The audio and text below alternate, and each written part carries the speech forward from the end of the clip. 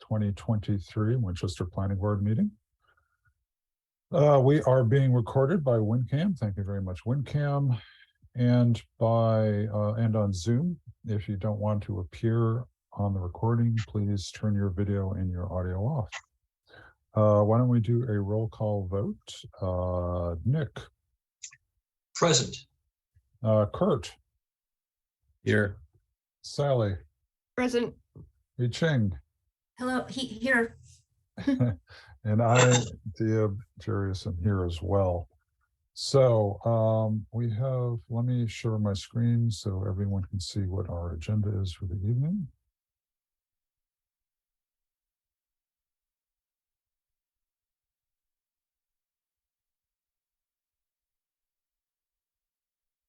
Okay. Pop up the list of participants. And Sally, I'm going to make you co-host just in case things go awry. Thank you. Okay, so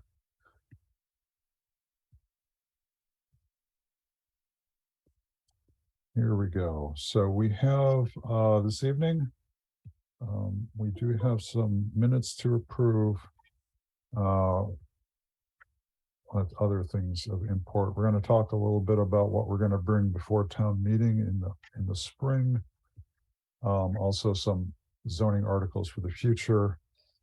We have on the agenda talking with the developer of the Karma Restaurant at 14 Thompson Street. They may or may not show up.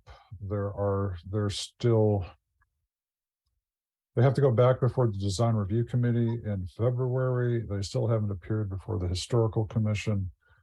They were on today's agenda. I think it was penciled in before Brian left. I wasn't sure whether or not they would be ready. I invited them.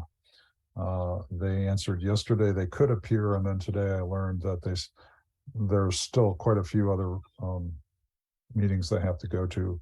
So they may still appear, but we can't make a decision yet because, but we can talk about it then. Talking again about the town planner hiring process. And one of the things that got left out there is the position description. Well, sorry, the performance plan, the annual performance plan. Mm-hmm. So that's what's on the agenda. So let me just give you a really quick set of updates. So there's an informal working group on the MBTA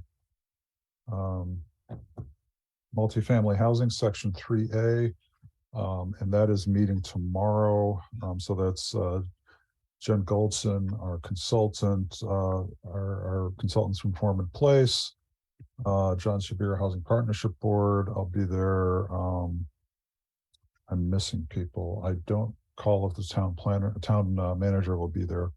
So that's just once again, it's more talking about the logistics of getting things moving. I have the Affordable Housing Trust came out with a really nice mission statement, and I wanted to show it to you folks because I think it's just a great statement. And I don't seem to be able to find it here, so let me. Pardon, oh, my email doesn't want to work, so we will try that later. Oh, here we go. Sorry, I was supposed to have that. Here we go. It's a really nice mission statement. It says the mission of the Winchester Affordable Housing Trust is to support and sustain an inclusive and socioeconomically diverse community consistent with the policy objectives of the most recent Winchester Housing Production Plan through investment, education, and advocacy. So that's great. They are starting to move forward. They have a mission statement, so that's great. What else do I have on my list of things to tell you folks? Let's go back to this. So we have another Master Plan Implementation Committee meeting this Thursday, January 26th. We do have one person who is interested in joining. We had a dearth of candidates. And so we haven't really talked about how we're going to handle things moving forward since we didn't have enough people to actually have interviews last time. So last time I think you left it up to Sally and I to deal with that. This is a resident who has been in town for a very long time. She lives down by Charshot Field. And we can, I'm not sure how to pursue this at the moment because it's not on the agenda and I just found out about this. But Right, let's yeah, do a little work on it this week and put it on the next agenda. yeah. I mean, I'll invite her to show up at the meeting on Thursday, just so in case. She is very interested. Oh, So yeah, I would hope that she yeah. could come to that. So I had a talk with Brian Manter, who is here with us this evening. I'm sorry, Brian. I didn't mention that you are here. We do have Brian Manter from the engineering department with us. So we had on the subdivision with Rocky Ledge. I think they're still working out the what's going to happen with the peer review. Right. They hope to have that scope of work done this week. It is a little tight on the deadline, so in terms of 4 weeks to get that work done, and we actually got the proposal was submitted at the end of December. We have 90 days to reach a decision on that, so we may need to ask them for a deadline. I don't think that's going to be too much of an issue.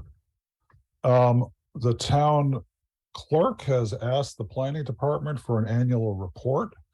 I have never seen one because Brian always did those. So we'll have to come up with that, maybe look at a previous years and see what was included. And I would really like some help from any of the planning board members in order to do that. I'm running out of bandwidth. I had the chair of the ZBA reached out to me to talk to wonder what was going on with a section 355 language, which we talked about late last month or mid last month about variance versus special permits. And I'll talk more about that when we get later. Just want to mention that. And that's it for announcements. So is anything else that people want to mention?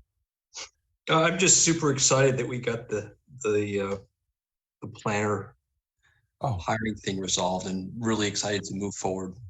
I think you guys did a great job on it. Nick, thank you for that. I should have said something about that. Oh, we can talk about it. I also wanted to thank I Ching. I'm also excited to read the New York Times article. I have to get my subscription in order because so I can read the article, but I think it really behooves us to understand the idea of it was tangential to naturally occurring affordable housing and really understanding if that's really meaningful. So I'm looking forward to digging into that so we can speak about it more educatedly on that. So I appreciate I Ching sending that out. Okay, I should probably bring that up, but I think I'm technically not proficient right now to do that. But Nick, thanks for mentioning. Yes, we have motion on the planner work, the job hiring. We do have a slot at 9, so we can dig into that a little more. But I did want things are moving forward. Okay, so why don't we move on to the meeting minutes? And so we have before us the meeting minutes for Tuesday, January the 10th.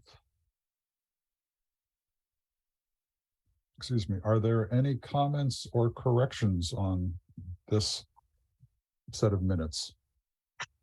I have some. Go ahead.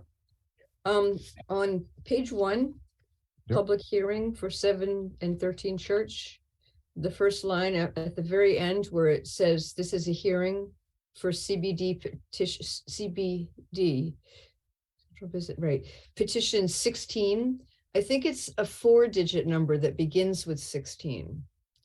And I didn't have a chance to look it up, but that's a typo. Where it says 16. Our CBD numbers are pretty small. Oh, because we haven't had that I many. see. So it might actually I didn't be even 16. understand that. Yeah, they're tiny numbers. But okay, I didn't know we had a separate numbering system. Okay, so that's easy. Yeah, and then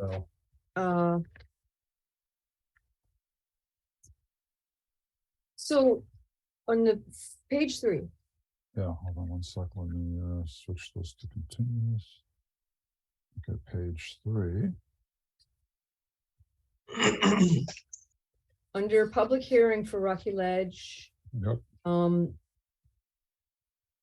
let's see, Mr. Tim, Yep. project manager with RJ O'Connell and Associates, introduced the 2 engineers working on this project. Drew Gallant, engineer and Michael D'Angelo, landscape architecture. And I just wanted to say colleagues, because technically landscape architects are not engineers. So I wanted to just correct that to say something like colleagues. Is that okay? Sure. I think Okay. that's, yeah. And then, I didn't really have anything else that was very important. That's it. Okay, well, if they're just Scrivener's errors, we don't need to review those. Any comments from the rest of the board? I can't see you all, so if you have something to say, please say it. And it sounds like nobody has anything to say, so I would welcome a motion to approve the minutes of Tuesday, January 10th, 2023 at, or no, just that would be the motion. So moved. Excellent. Is there a second from each thing? I'm going to write these down. Our recording secretary, Nancy Polcari, was not able to join us tonight, but she will be looking at the video. Okay, roll call vote, please. Kurt? Aye. Nick? Aye. I Ching? Aye. Sally? Aye. And Diab says aye as well, so this is for the motions. Okay, so that was quick. I think that's the only one on our agenda. So let's get back to the agenda. Okay, so we had talked early on. Sorry, we had a meeting on December the 13th, I believe, or the 16th. Hold on one second. I have notes on this. Diab, are we going to take up the planning board meeting schedule and meeting start time? I'm sorry. Oh, yes, let's do that. I'm sorry, I missed that. Skipped right over that. So I think I would like to revisit whether we could push the starting time back a bit. It's just that I'm now working from Cambridge 3 nights, or say Tuesday, and it just takes a little extra time to get here. If there's any appetite for pushing the meeting start time back 15 or 30 minutes, we can discuss that.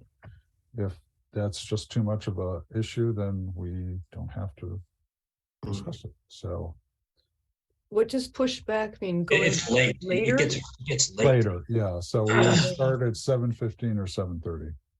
I mean, do we need to push the end date later, or can we make it with 15 minutes less? Efficiency, Nick. I like the proposal. I second it. I like the proposal. I don't think past performance will guarantee that. I think we do have to. I mean, 9:30 is kind of pushing it for the family, but you know, I if guess it's not possible, it's not possible. I mean, maybe we can just be forgiving. You know, I don't know. I'm not sure how to respond. Are you proposing that we would do 7:30 to 9:30? Is that what you're proposing? No, I don't think we can reduce the amount of time of the meeting.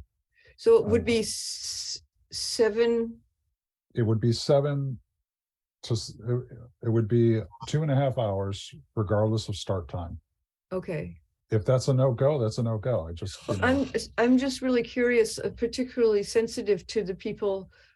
This what is it? 20, 40, 60% of the planning board who have young children at home, and what's best for you?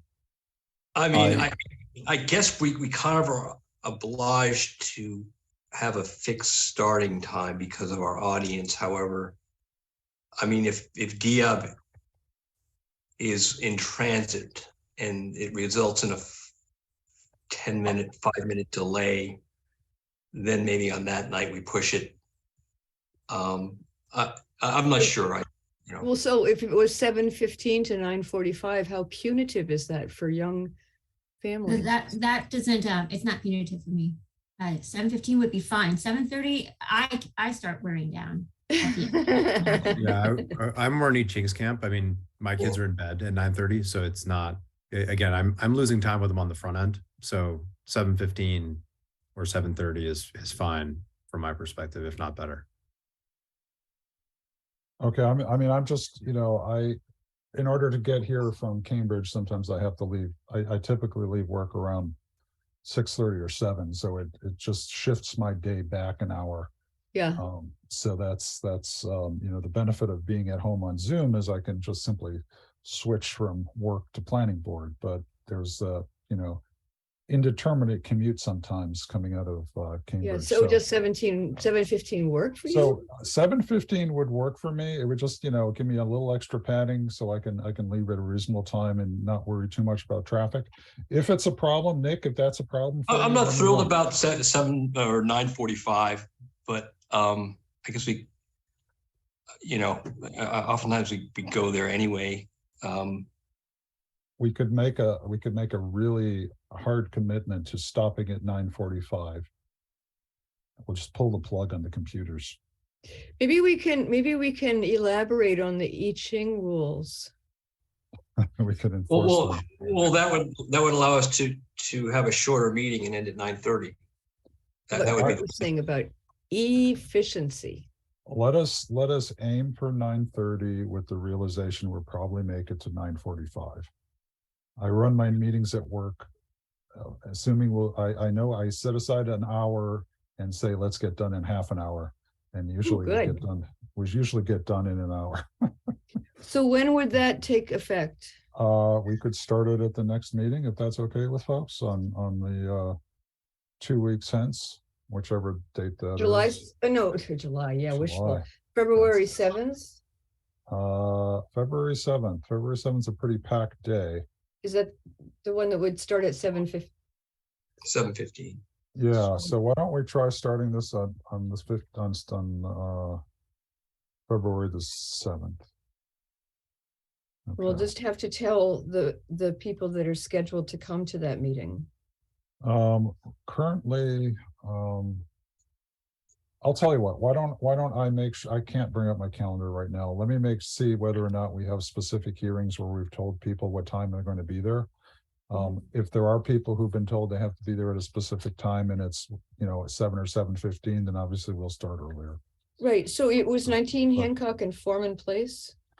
Yeah, I think there's also, we do have a interim meeting with the Rocky Ledge people. Oh, good, and okay. I don't Well, yeah, recall we'll it. just, yeah. We did continue that, and I don't recall right now what the date was on that. So why don't I look and see what's on the calendar, and I'll get back to you folks Okay. as to whether that's really the date to start this.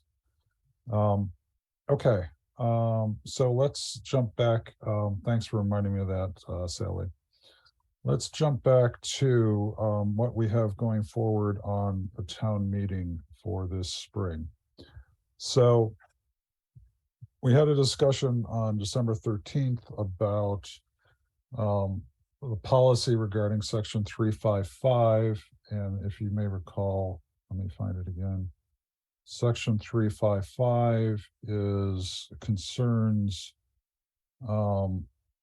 whether or not non-conforming properties which are not introducing an additional non-conformity should go through a variance or through a special permit. And hold on a sec while I grab my screen. And the board came to a policy decision. There we go.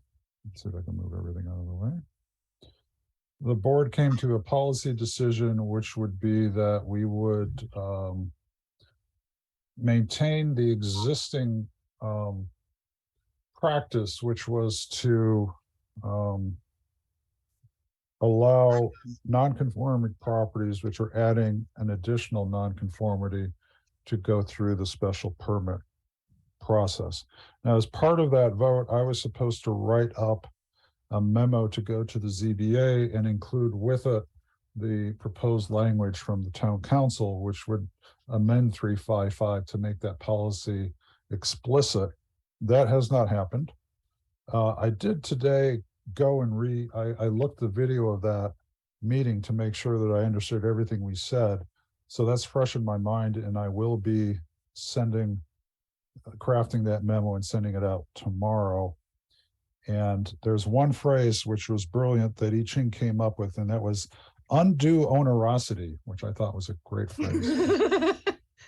I'd forgotten that one. Anyway, so I think we had planned on, once I release that memo, the language, it's a very simple change. I think it just explicitly says something about adding in a new nonconformity. So I think that was one that we were going to go forward with. The next item on our agenda are, it's kind of like a Scrivener's error. So a number of years ago, there was a sort of a cleaning up of some of the dimensions and I don't have a time frame on this. This is something that the building commissioner or the zoning enforcement officer, Al Weil, was working on with Brian. But if we look at the table of dimensional regulations, please let me know if you don't see this.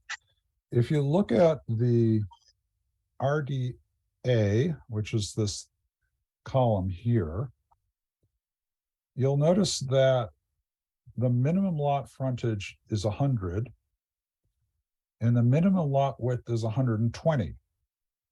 So the minimum lot frontage is essentially what's on the street, and the minimum lot width is apparently measured from the back of the house. So what this actually does is it creates non-standard shaped lots. So if you get 100 yards in the front, you have to make the lot wider as you go to the back. And so you'll notice on all of the other, I don't think I can highlight those columns. All the way across every zone, it's the same. It's the same except for this one here. Yep. And so this is just a little, as the Al Weil, the CEO, called it, he called it a Scrivener's error because it really should be consistent. And so the answer is to change it. So what has been the impact of that being in does everybody have little wedges of land? To be honest, I'm not sure. I don't know if this has made an impact, but it certainly does. It's inconsistent. Yeah. And so at the very least, I think it's worth us changing the 120 to 100. So the only thought I had was if we bring this as a Scrivener's error to town meeting, and someone says, well, wait a second, maybe it was intended. What does it look like? What's out there now? Should we keep that? We don't want our lots getting narrower or whatever. I'm making that up. I think, I'm sorry. I have a CAD. If you can let me share my screen. Brian Manter actually gave me the CAD files. Okay, hold on one second while I try to figure out how to do that.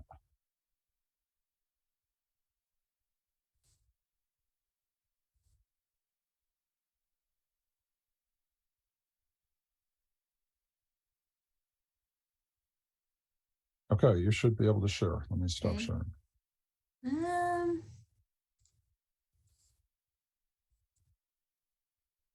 Can you see that? Oh, yes. All right, so that's Winchester. You have it. Yeah, I asked for it. Brian delivered. And so these are the RDB. I think the west side is really where the lots are, and the shapes are. I mean, I don't think I have it to scale actually, but anyway, they're not particularly funky, but I think that probably maybe a lot of people have like 120 feet frontage already, right? So it's rectangular, but I don't think it's like too big a deal, but they're not all funny shaped. Will town meeting want to know if there have been any special permits or variances requested because of that Scrivener's error?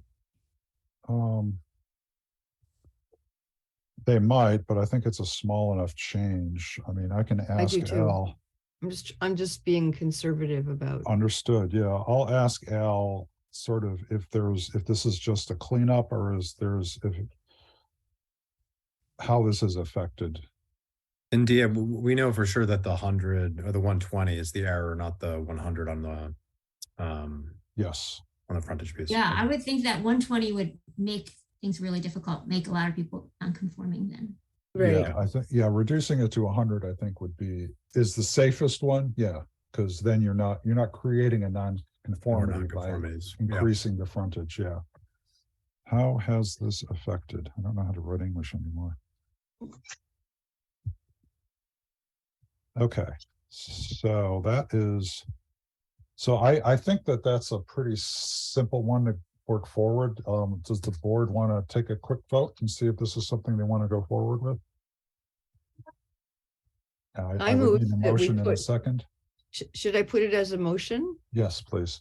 That I would make a motion that the planning board would sponsor an article for Springtown meeting to correct under minimum lot width in 4.1 table of dimensional requirements under RDA, that 120 be changed to 100, reflecting that it was a Scrivener's error. Second, Okay. Okay, we've got let me just write this down. Sally is the first. Ching is the second. Okay, roll call vote, please. Kurt, Aye.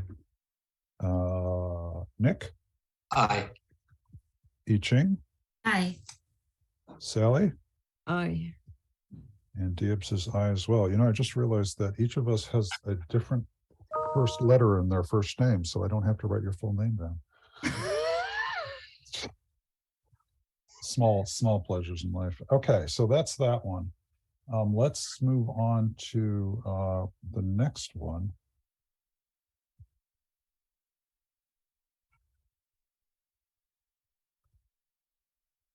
I keep losing my name. Okay, so the next one is so a couple of weeks ago, a LL CEO reached out to me about someone who's interested in putting a pet grooming establishment in the CBD. So a pet grooming establishment, let's go and take a look at where we would. So the problem is we couldn't figure out explicitly how we would, what use it would fit in under the zoning regulations in the CBD. And so there is a definition for a kennel. See if I can find it. H-I-J-K. Kennel, commercial. Okay, so. It must be in 10. In section 10, here we go. It's a commercial establishment in which more than 3 dogs are housed, groomed, bred, boarded, trained, or sold. So our definition of a commercial kennel is pretty broad.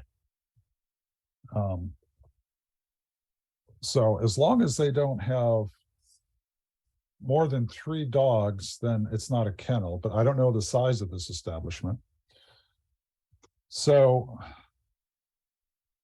if you Do we know if the person has a small business plan that would tell us about the number of dogs? And if it's more than that, are we willing to suggest to them what measures that they would take to get permission to go outside the use table? Or would we think maybe we would want to vote to expand the use table?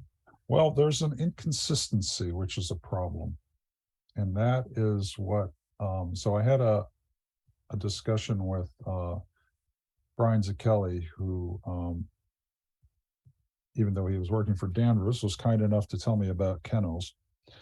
So there is no specific use for a kennel in the CBD. However, If we go to the general parking regulations, you'll see that there is on line 11, let me make this bigger. You'll see that there is I can't select the whole line for some reason. You can see in the Yes. CBD, there's a parking requirement for a kennel in the CBD. But there's no use in the CBD which explicitly says kennel. So we have this odd situation where we kind of acknowledge that a kennel might be in the CBD because we require a minimum parking, but we don't actually have it as a use in the CBD. So if we go to the actual usage table in the CBD, I forget where are we at now. We're in 5. Let's go back to 7. 3. Yeah, but we want to go to 7. No, the usage for the CBD is in section right, 7. right. 3.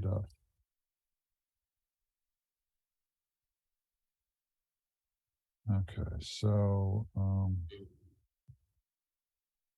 pardon me, I don't know this as well as Brian did, so we will find the usage table. There's the usage table.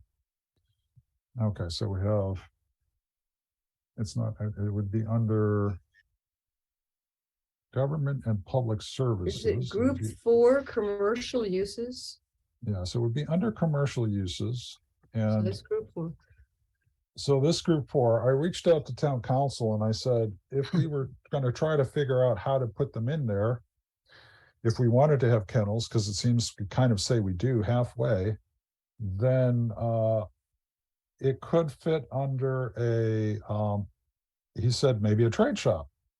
It could be personal services.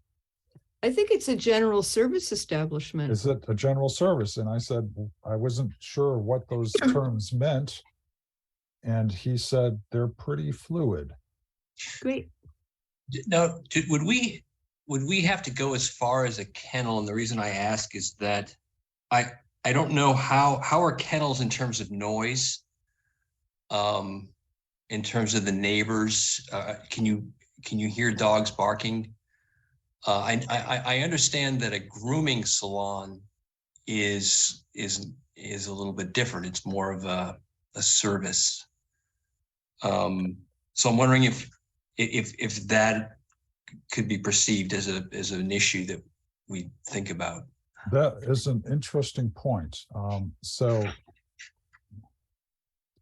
one of the things is that if we do go back to our general use table for everything but the CBD, it doesn't specifically say kennel here, I don't think. Where is it? It does actually, however, say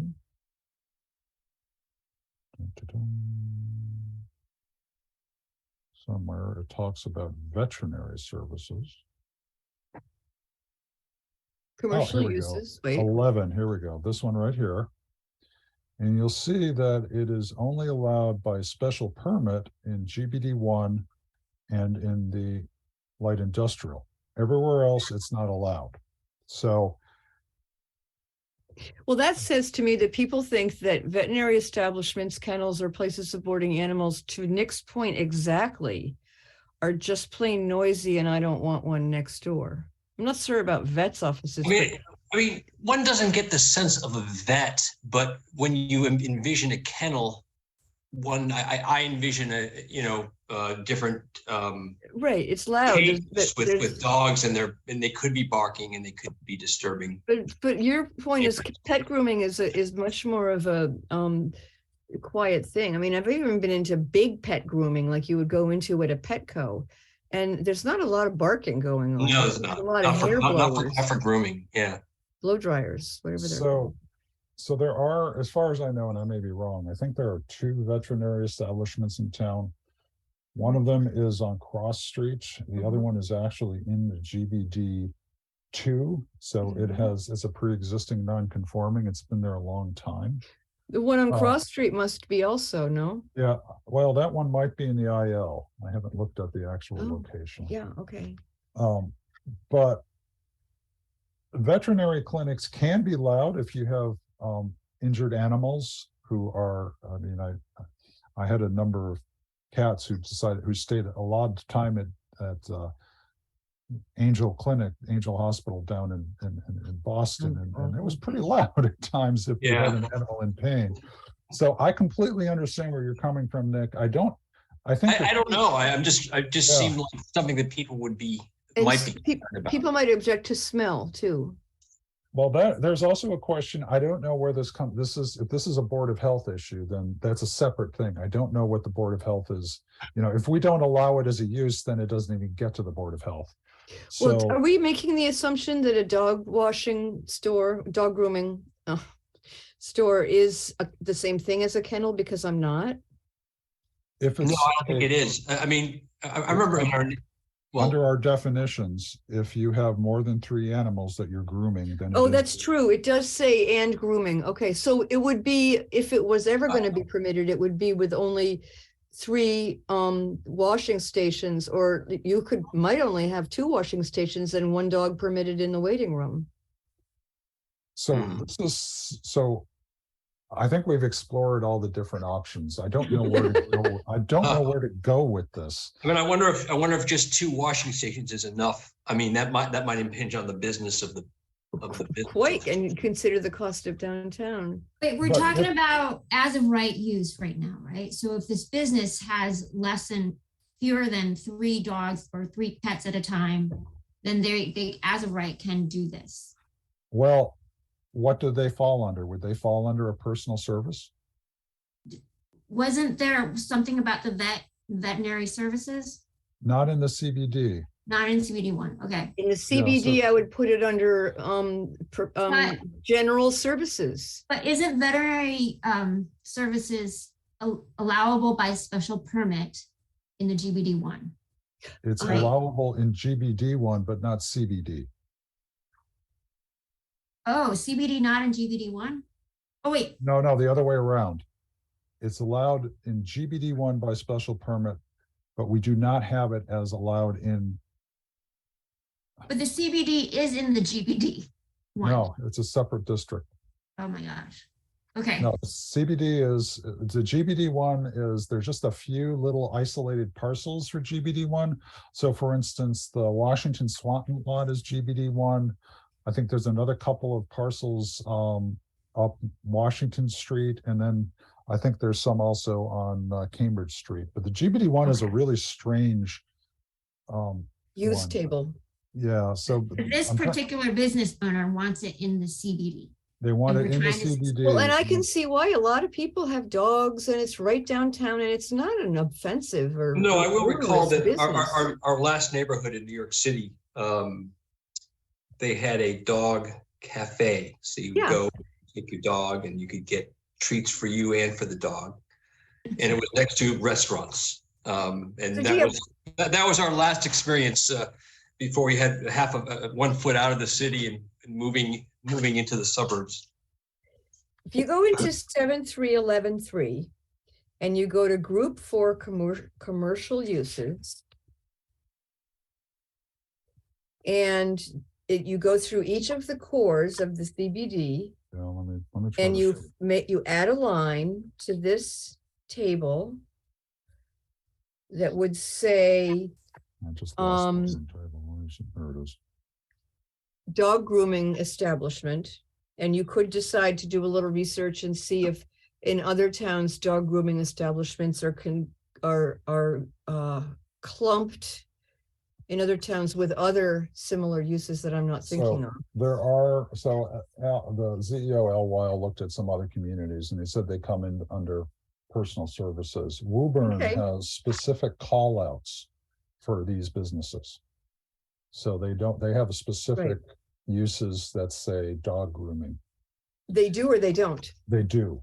Yeah, and I would say add a line to this table that says dog grooming, and then we would come to a decision whether it would be for the East Core. Oh, I see, this is ground and upper story. Oh, that's interesting. And there's personal services establishment.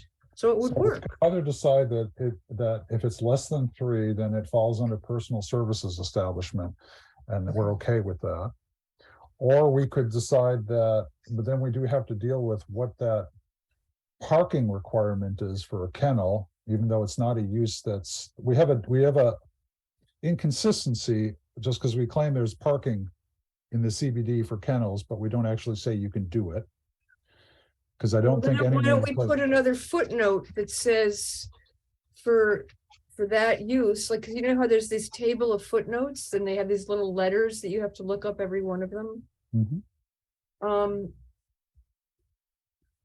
You could somewhere I mean, I think I we got- could certainly put it in there. So what I would recommend, just based on cleaning up this up, is to, I don't know that we will, so the parking requirements for the CBD are pretty strict. You need to have 0.75 space of off-street parking for 1,000 square foot. So I don't know that you'll ever be able to get that. Well, in the CBD. does this like push the issue of us daring to lower the parking requirements in the CBD? I think mean, it just it's means, so I a would lot of claim water. that this line here, oops, sorry, in the CBD makes no sense. Yeah. I would say Oh, that, I see. In the zone, it's not in the CBD. This is a mistake. well, there's an inconsistency. And so Now, why doesn't it make sense? What do you? Why does it say CBD in that zoning district column? Oh, it looks like it's a typo of some kind. Right, that's what I was wondering, Nick. The famous Scrivener. I mean, the comma is completely, or maybe it's supposed to be 1,000. No, well, yeah, that's a typo. 1,000 with a space between the zeros, but I was but- looking in the zoning district where it says CBD. Why does that say that there? Was there Oh, ever one? because they exclude it from pretty much every. Yeah. Okay. Okay, so I just lost connection and I'm back, so I have no idea what just happened. Are you still seeing my screen? We Yes. just lost it just this very second. Okay, so it probably held on to it until I came back. What I was saying, Diab, is I don't understand why the code CBD was even typed into that column for that row. I It believe makes no that sense to me. we should take the tack of ours is not to wonder why, ours is just to fix. So if we want to, we can either, Well, remove CBD and replace it with GBD1 and IL, which would mean that it's specific to those two, why not districts. GBD2 also? Because We're not- it's not allowed in GBD2.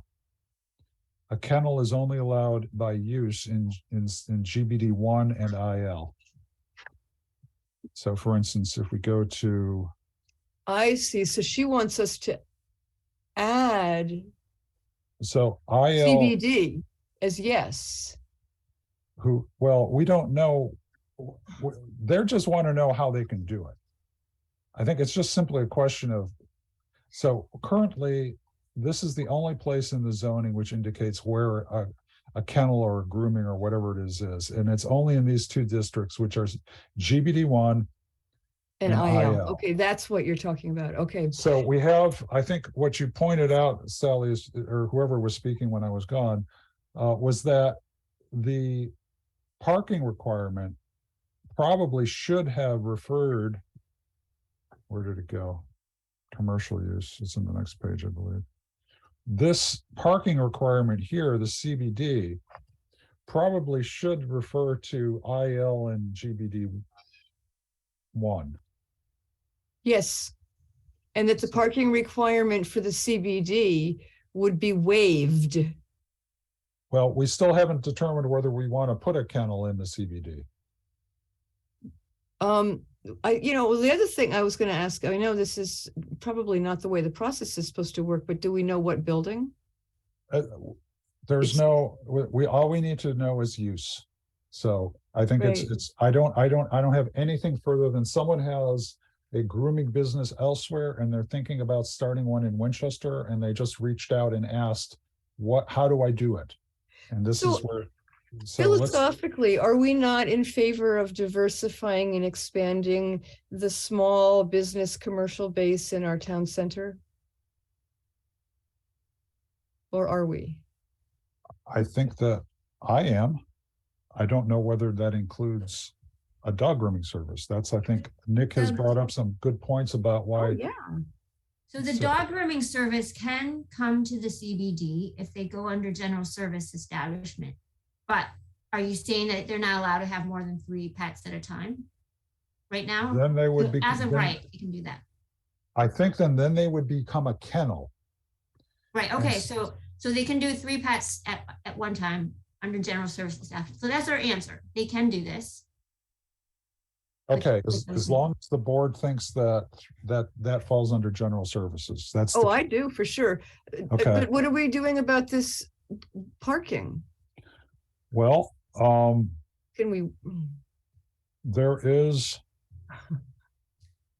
A lot of these spaces, Sally, like a lot of these rental spaces already come with parking in the back. Oh, they do? oh, Dedicated parking. wait, So- you know, and to be honest, Sally, I think that this calling it out in the CBD was not an error. Because look, you can also have a trade shop, which is 0.75 parking spaces. You have general services, which is 0.75 per 1,000 square feet. So, Yeah. So so is this chart that we're looking at here in section 5, has it ever been coordinated with the CBD and 3 whatever use tables to make sure that they all speak the same language and refer to each other equally? I presume, well, this table, when the CBD regs were put into the bylaws, they updated this table to include the parking requirements in the CBD. So I Okay, presume I at that see. time, That they would have been actually like a thought through mechanical it. part. Yeah. So, oh, and look, I just don't know how to read a table. You'll notice that under 11, there are actually 3 rows, and they do call out GBD1 and IL and CBD. So it is Oh. actually talking about all 3 Yes, it is. districts. So somebody intended that this use should be in the CBD. Well, then I think that, in my opinion, I Ching's got it right. It's in there. Well, it's only the problem is in one use table, it's called out specifically. Right, in section 3, it's called out specifically as these are where you put. Right, I think it's really odd that you call it out in one table and you say, in table 3, you specifically say this. So if you call it out in one table and you want it to happen there, then you have to call it out in the other table if you want it to happen there. That's what I was So- talking about, correlating or coordinating the 2 Yeah, documents. so what we could do is say that this is a mistake and that we should allow it in the CBD. And that we put that forward as an Bylaw. amendment. Yeah. And so that's one possible motion, is simply to take this number 11 and copy it into the CBD table of uses as we just add essentially all of That language. that language for vet, kennel, whatever, and put it in the CBD. And central to that language, I notice it says all conducted within the building. We're not talking about outdoor runs for dogs. That is correct. That is correct. So you would have to have very small dogs who would. I run think it's a around on great the use inside. for the CBD on a small scale and for IL on a larger scale. And you could have it that in the CBD, you can only be 3 dogs. But what about if it was in the IL? They have some big buildings out there and So what if in order to put this through, we would have to send it to town meeting in the spring. We'd have to go through all the voting. yes, and we'd have to get counsel to help us write Right, it. so, yeah, okay, so just how politically difficult it is to get anything through, but, kind of to Nick's point about how much people would want a kennel, when you say the word kennel, that evoking of the, dogs and the noise and waste and stuff kind of comes to mind. So I just don't want it to become another sort of humongous big deal with the leaf blower kind of a thing. So, When it's I a mean, small issue. so one thing we could, so the CBD also extends to some areas which have a lot more space. So for instance, the CBD extends down to the Stop and Shop. Right, but people are going to be thinking about, Would you call it out like Auburn does? I'm sorry. That's an option. We could say that dog grooming is an allowed use in the CBD without specifying which part of the CBD. And I don't know if there's a way that we can say, oh, it's only available in. Well, there's 4 cores, and the table of uses for the CBD, it shows what's permitted in each core separately. Is that specific? There, yes, it there does. it is. There it Right in is. front of us. So we could say, And it's permitted upstairs and at ground level as a personal service establishment in all 4 cores. so let's take a look at the cores. So here are the 4 cores. Let me make this smaller. The famous cores of the CBD. So you could say, for instance, that in the North Core, it's permissible. You could have a full-blown vet. There is a and vet. Oh, that's GBD. That's GBD 2. Right.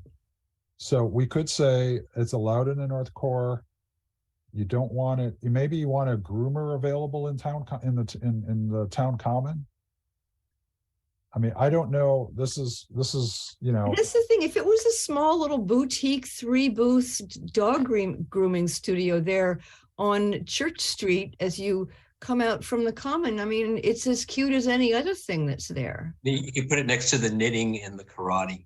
Yes, yes. You can even spin dog hair into wool. I was gonna, yeah. So this is, I don't think we're ready to come to a decision on this right now. I get the feeling that we're still kind of exploring this idea. And let me go. So we have a couple of things in front of us. One is, if the board kind of thinks that something like dog grooming is an acceptable use within the CBD, and that we would suggest, and Brian's suggestion, because of that sort of, it's in the parking requirements, but it's not in the use table, that we could try, say, a special permit under general services might be appropriate. So it would be, so we wouldn't be making a precedent in terms of saying it is general services, but then we could look at, maybe come back in a couple weeks. We're getting really tight though, because according to our own schedule for when things are supposed to be written up, we're about a month and a half too late. Well, I think it just needs someone who's really familiar with our zoning bylaw and how you structure changes to sketch something up. And sadly, we don't have Brian. Well, but we also have policy decisions to make. Is there a particular spot where you would do, are we okay with dog grooming everywhere, but kennels and vets only in certain places? I wouldn't put a kennel or a vet in the museum district. Okay, so And- maybe, yeah, I'm trying to think. And otherwise, I just don't see, well, Yeah, let me see right. where we are in terms of our agenda. What's in Okay, the we're actually good. Okay. I'm sorry, Nick, I missed that. what is in the museum district in addition to the photography museum? What does that include? I mean, is it? I'm trying to zoom in. I do not have a good visual memory. I mean, there are some. I thought there were some office buildings, but maybe I not. believe you're right. I believe that bottom little square that looks like number 38, I can't really read it, in the pink might be the office building. Oh, and it actually also extends on the other side of the railroad track, so that the spot of land that used to have a gas station, which is now being used as parking, is actually Really? also in the There's a museum parking, district. Yeah, oh, that's that's an interest- museum district. Yeah, That's Are you wicked. sure, Deb? Yeah. Isn't that just like the land behind the Winchester? No, I think the building? parking lots are on North. Wait a minute. Yeah, I think the Parking parking lots lots are are in around like- North. the North land behind Main. it. Okay, hold on a sec. Let me go and get some more technology here. Whoops, come back here. I think that little piece of land is just a little tag of the Woburn Loop, and there's a bunch of little pieces of land like that down near the river in town that get orphaned. Let's my layers. Let's get come on. Satellite. Where's your satellite? There it is. I don't know. This is really slow. Okay, so there's Wedge Pond. Let's zoom in.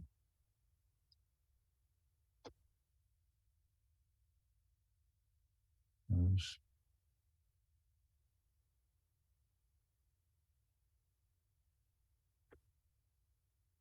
Oh, look at that. Oh, wait. So is that the Stop and Shop? no, the Stop and Shop is further. It's this. But the wedge of This- land. This wedge of land is. You're right. See this sort of Yes. So spur. there's the spur, and then the land to the north of that, or at least Let up me- in this picture. Oops, let me bring up the map. Where'd the map go? There's the map. Let's move the map to one Yeah. side and let's move Google to the other side. And then so what we're looking at, sorry, is we're looking at this pink area, and there's that It's the spur. spur. So it's this area which is behind the parking lot, which is behind. Yeah, Kurt was right. Yeah. Now, So whose it cars are actually- parked in that train lot? So mean- the gas station is in this teal color. Let's call it That's- teal. yep. So that's a really odd section to put in the museum district, because Huh. all I can think of is, it doesn't make it's just Maybe he bizarre. was thinking, never mind that you can't get across the railroad tracks, but that there could be some kind of an industrial museum in there that would, this is Dennis Carlone, right? That would celebrate the industrial heritage of our community. As long as you get there just via the railroad spur. Which this Long might as be you what? MBTA. I don't know. We'd have to. Oh, I yeah, don't know. it seems wrong to me. In any case, I don't think we wanted the museum district is so tiny. Yeah, I I don't would think say in the East Core, North Core, and whatever the other one is. Yeah, so I mean the museum district is just this little group of buildings here. It doesn't even include the Griffin. Oh, Because here's the Griffin. okay, I get it. You know what it is? It's the apartment buildings. It's exactly what Nick was saying. It's the apartment and office buildings there. Yeah, and it doesn't include this parking lot, I don't think. Well, so you could put Okay. a dog grooming establishment in that cute little Yeah, because there are no museums in it. area. Okay, so going back to so I think let's try to sum up something. We have a few more minutes. Let's try to sum up what we've decided. So we're okay with, I mean, the key thing is if we maintain the parking requirements, which are 0.75 spaces per 1,000 square feet. So these are the parking requirements. So if we maintain the parking requirements, that effectively limits where you can put it in the CBD, because you do need to have some space for parking. I don't know how big the storefronts are. So then let's go back. I to Ching this. sounded like you had some good knowledge of CBD real estate ratios and things like that. No, well, just some of these retail rentals do come with spots. They come with spots, but Yeah. where would they Not be? free? No, they're in back. They're In like back. privately owned. Okay, so I think that if we open it up to all of the uses, to the vet, kennel, and grooming in the CBD, anywhere in the CBD, and we maintain the current parking ratio, I think that self-selects it from going into any really dense areas. They're going to have to meet a minimum parking. And then if they have So that allows anyone with more than 3 animals. If there are less than 3 animals that are being groomed, then they would fall under general services. In the CBD, they would? Oh, yes, that would be a line under general services, right? Yeah, I mean, we don't really define general services, and it's, That's fine.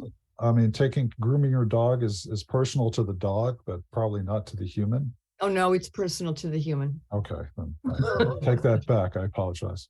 So, but I would think that it would be so if that's where we're going, then why don't so we would add a line to table group 4, which would permit a kennel. Do we want to do it as by right or through special permit? I think, Nick, if you raise good concerns about the effect on the neighbors. Well, I guess the only thing that I would say is that it would be nice to know who the organization is that's bringing the business in. What in terms of what is it more kennel like or is it more grooming like? But I don't know what the answer is here. I mean, I think what I'm hanging my hat on is that we're attempting to expand our retail base, and that's why we're making this decision. Right. But I don't know how to protect. I don't know how to protect, people that are worried about the noise or the smell or whatever. I guess special permit would give us control, but I really don't know what the right answer is in terms of. Yeah, so I'm looking at, if you're looking, I mean, one thing we can do is look at the other uses which require special permits. So for instance, family daycare small. Now, I don't know what small means, but presumably kids can be loud, even there's only a few of them. But if you have a large one, you need a special permit. Yeah. Lots of things about antennae. We don't care much about antennae. Want to go Art back up to the, galleries art galleries are a special permit if you're upstairs, but not if you're downstairs. Bread and breakfast special permits on the first floor. I think that if you want to put a dog grooming on a second floor, that would be really interesting. I don't think anyone would want to do that unless you had a I don't know dog. why not. Well, It might be more protected from the Yeah. outside. There would be less fear of perhaps noise or. If you've ever seen a large collie afraid of going up and down stairs. Well, that's true. Oh, I see what you're saying. Which has happened. I've seen one. So I'm just so. Oh, I guess you want to be careful though that the other upstairs tenants are not people that would be negatively affected or feel that they're being negatively affected. Well, I think, yeah. So the key thing is, are any of these other ones which are allowed by right?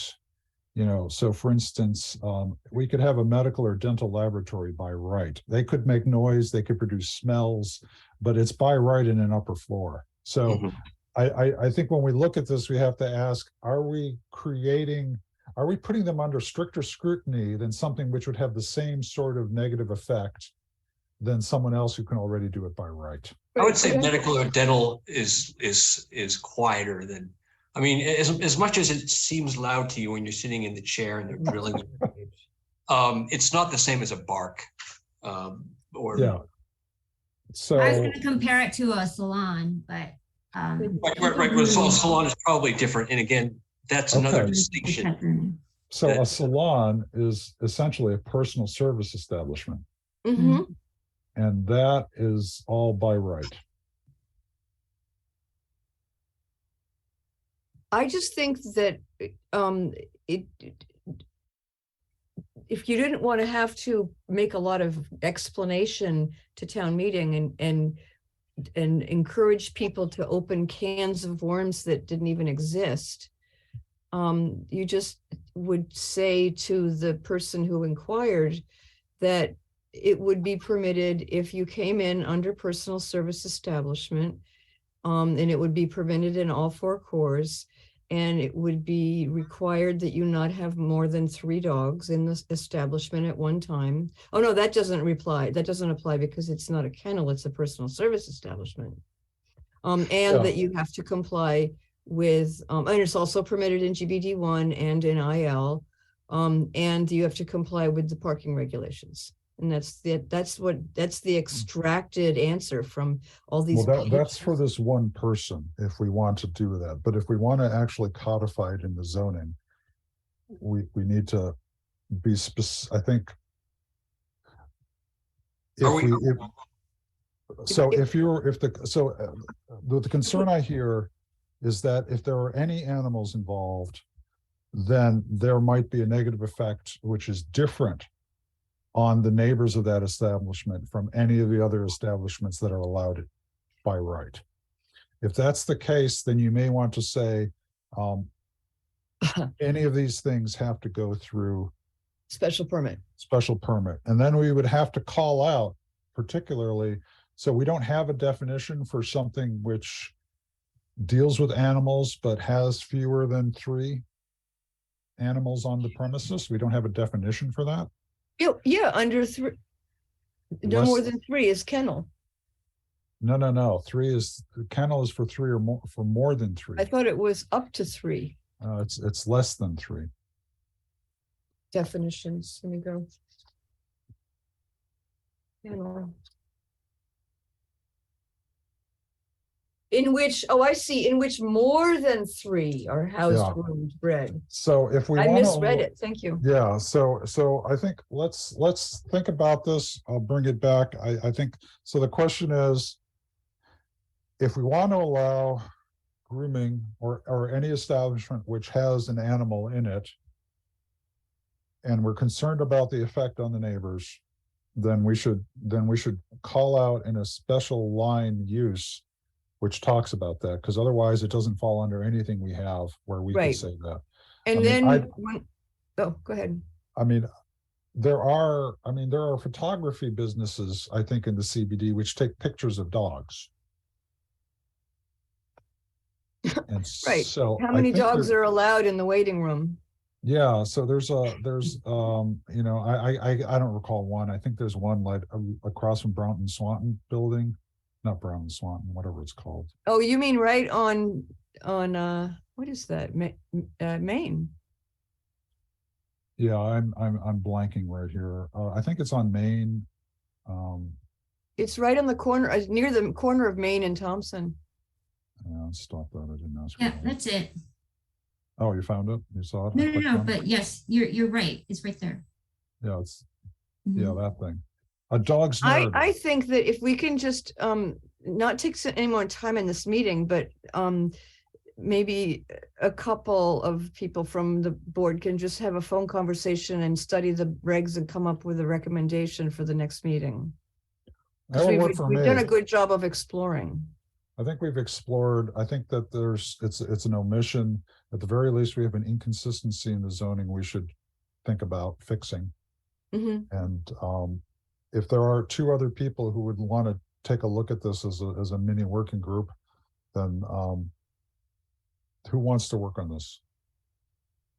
Who's a dog lover who wants to work on it? I'll do it for my dog. Oh, okay. So I Iching I'll will- do it for my dog if you do it. Okay. Okay, All good. right. So Iching and Sally, take a look. I know Woburn, I took to look at Woburn, so they do call outs. They have specific uses for grooming, so that might be a way to fix this up. Okay, so now comes on to, let's move to let's claim it's 8:15 and let's move on to Airbnbs and VRBO. VRBO is a vacation rental by owner. I think it's actually a company. Mm-hmm. And so I had a talk with this is the zoning enforcement officer, Al Lyle, and Brian were talking about this before Brian left, so he brought it up with me. There are a number of people who would like to do this in town. And you may recall from our ADU discussion that what we have in the zoning bylaw is if we look at a dwelling unit, let me find dwelling unit here. Oh, God, here we go. Is this a Yeah. deep dive? Nope, it's not a deep dive. It is a dwelling unit is rental or lease on a weekly, monthly, or long basis. Okay, so this is the only phrase in our bylaws which says anything about your ability to rent Or the length of your rental, or the length of your rental.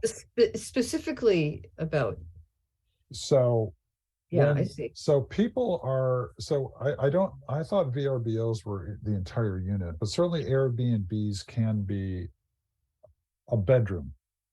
It That's can the be- difference. The VRBO advertises that you get the whole house. Yeah. And that's what their distinguishing feature is. So there's, so the zoning enforcement officer is getting he's getting a increased number of questions, and he's looking for some guidance into what to answer them. Is this, and I think this is something we have to think about, is what is the appetite in Winchester for allowing something like a short-term rental? I know there are some people who say, hey, I'm not going to be in my house. I want to rent it out. I'll be gone for a week or a month, or I've got a room that I could rent out and make some more money. So there are people who see this as a benefit. And then there are some people who think that this is a horrible thing because it's going to lead to essentially turning neighborhoods into, commercial establishments for people that you never see. It destroys Do the you have, concept of in neighborhood. the Yeah, event- hold on. I mean, don't you have the right to rent your house? We do.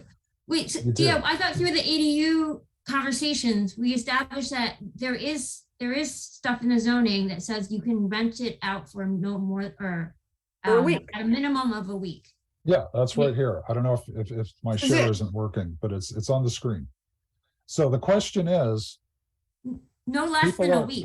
people want to know if they can That's right. rent out parts of their house. Oh, and Yeah. that would be taking in a border. And if you could scroll up to the letter B in the alphabet and see what it says about a border. Well, we don't have anything. We don't talk it. about borders. And then I guess the other thing to look at is, do we talk about, whoops, not kennel, board. Board of- No, that's boarding too many. house, boarding of animals. We used to allow boarding houses, but I don't think we have boarding houses anymore in town. No, and so I Ching, what you were saying was that when the ADU bylaw passed, people were aware of the minimum 1 week. Right. But then we were just trying to say, didn't we pass it so that you can't rent out an ADU for less than 30 days? That's correct. We said there had to be, well, what we said was that there had to be a minimum of 30 days between the beginning of each rental period, I believe. That's right. So So the ADU is more restrictive than what you can do with your house now. Right. well, you can't, yes. So if you wanted to rent, yes, that's true. So I favor being liberal in people's uses of their homes. Just again, there I go with my philosopher's helicopter going up to the clouds. I just prefer not telling people they can't do things. So this is one of the issues where I can see both sides, and I'm trying to put on my objective person's hat rather than how I personally feel about it, because I know there are people who would be very upset about this, and there are people who would be really interested in taking advantage of this if you could start renting out rooms or subsets of your house. So we should be taking this as two topics. One is the VRBO model where you rent your whole house for a minimum of 1 week. And I think that's already in there. Like Nick said, I can rent my house, right? But then the other model is renting out a room. And does it say anywhere in here that you can't? All it says, the only mention of rent comes under this. 1 week thing. So Diab, are you trying to maybe say, put a restriction on it, or to perhaps have the town be able to profit from it? Because a lot of these vacation towns in Massachusetts have there is a short-term tax on Mhm. anybody doing that on a statewide level. And a lot of towns themselves have their own individual tax. So like, I think the statewide is around like 6 or 7%. And then the town itself can take like an extra 6 or 9%. So like it gets increasingly high, and the town can profit from short-term stuff, or not profit, but at least like It's additional have revenue. revenue to offset some of the services that they need to do. So that's an option. I'm not saying anything about this one way or the other, I Ching. Yeah. So I know for instance, there are companies which will buy a house and then they sell it. It's sort of like this modern version of a timeshare. And so what you end up with is you have the entire house. I think it's like a timeshare, but it's called something else. And there's a company which does this. I can't recall who they are. And it has caused a lot of upset in neighborhoods. Do you get a timeshare ownership of an individual bedroom in a grandiose house? You share the house. It's sort of like you get the house for a certain period of time. So you might have 6 different owners of a house and it's parceled out over time. So you get it, you don't have to share it at any moment. Oh, I see. Okay, so you're time sharing the whole house use, and and it causes upset because the people next door don't like the constant change of next door neighbors. I think people, they don't see them as being, a permanent part of their neighborhood, and they kind of feel like they're just, they're people who don't have an investment in the neighborhood because it's just a vacation home. And I think there's an impact, I think, on the availability of local housing. So people I think this particular model, because each party puts in a smaller amount of money, they can actually drive up housing prices. I don't know exactly. I see. So that's one concern. And then the transiency thing. Well, there's that you want to, when someone moves into your neighborhood, you expect them to be there a while and become part of the neighborhood. And so people are upset when they're just showing up. It's sort of like having like a house, which is like in Boston before they put in some recent rules about short-term rentals. They would have investors buying up blocks of units, and it was just turned into a motel essentially, but it was in a residential area. And so people felt that was inappropriate. So I think this is a complex issue. I don't know.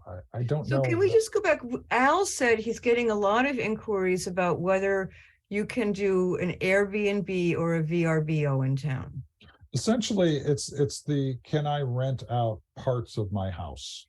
Okay, that's the core question. That's the core question. Do we care whether it's an individual wanting to do an Airbnb in their house versus a large corporation wanting to buy up houses to rent? I mean, is that a distinction that we care about?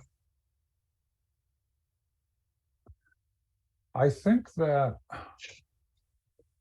so there's a flip side in that there are large corporations which actually buy up houses and rent them just to I would say in a non-Airbnb fashion, but I don't think they're targeting Winchester because there's a whole business to do that.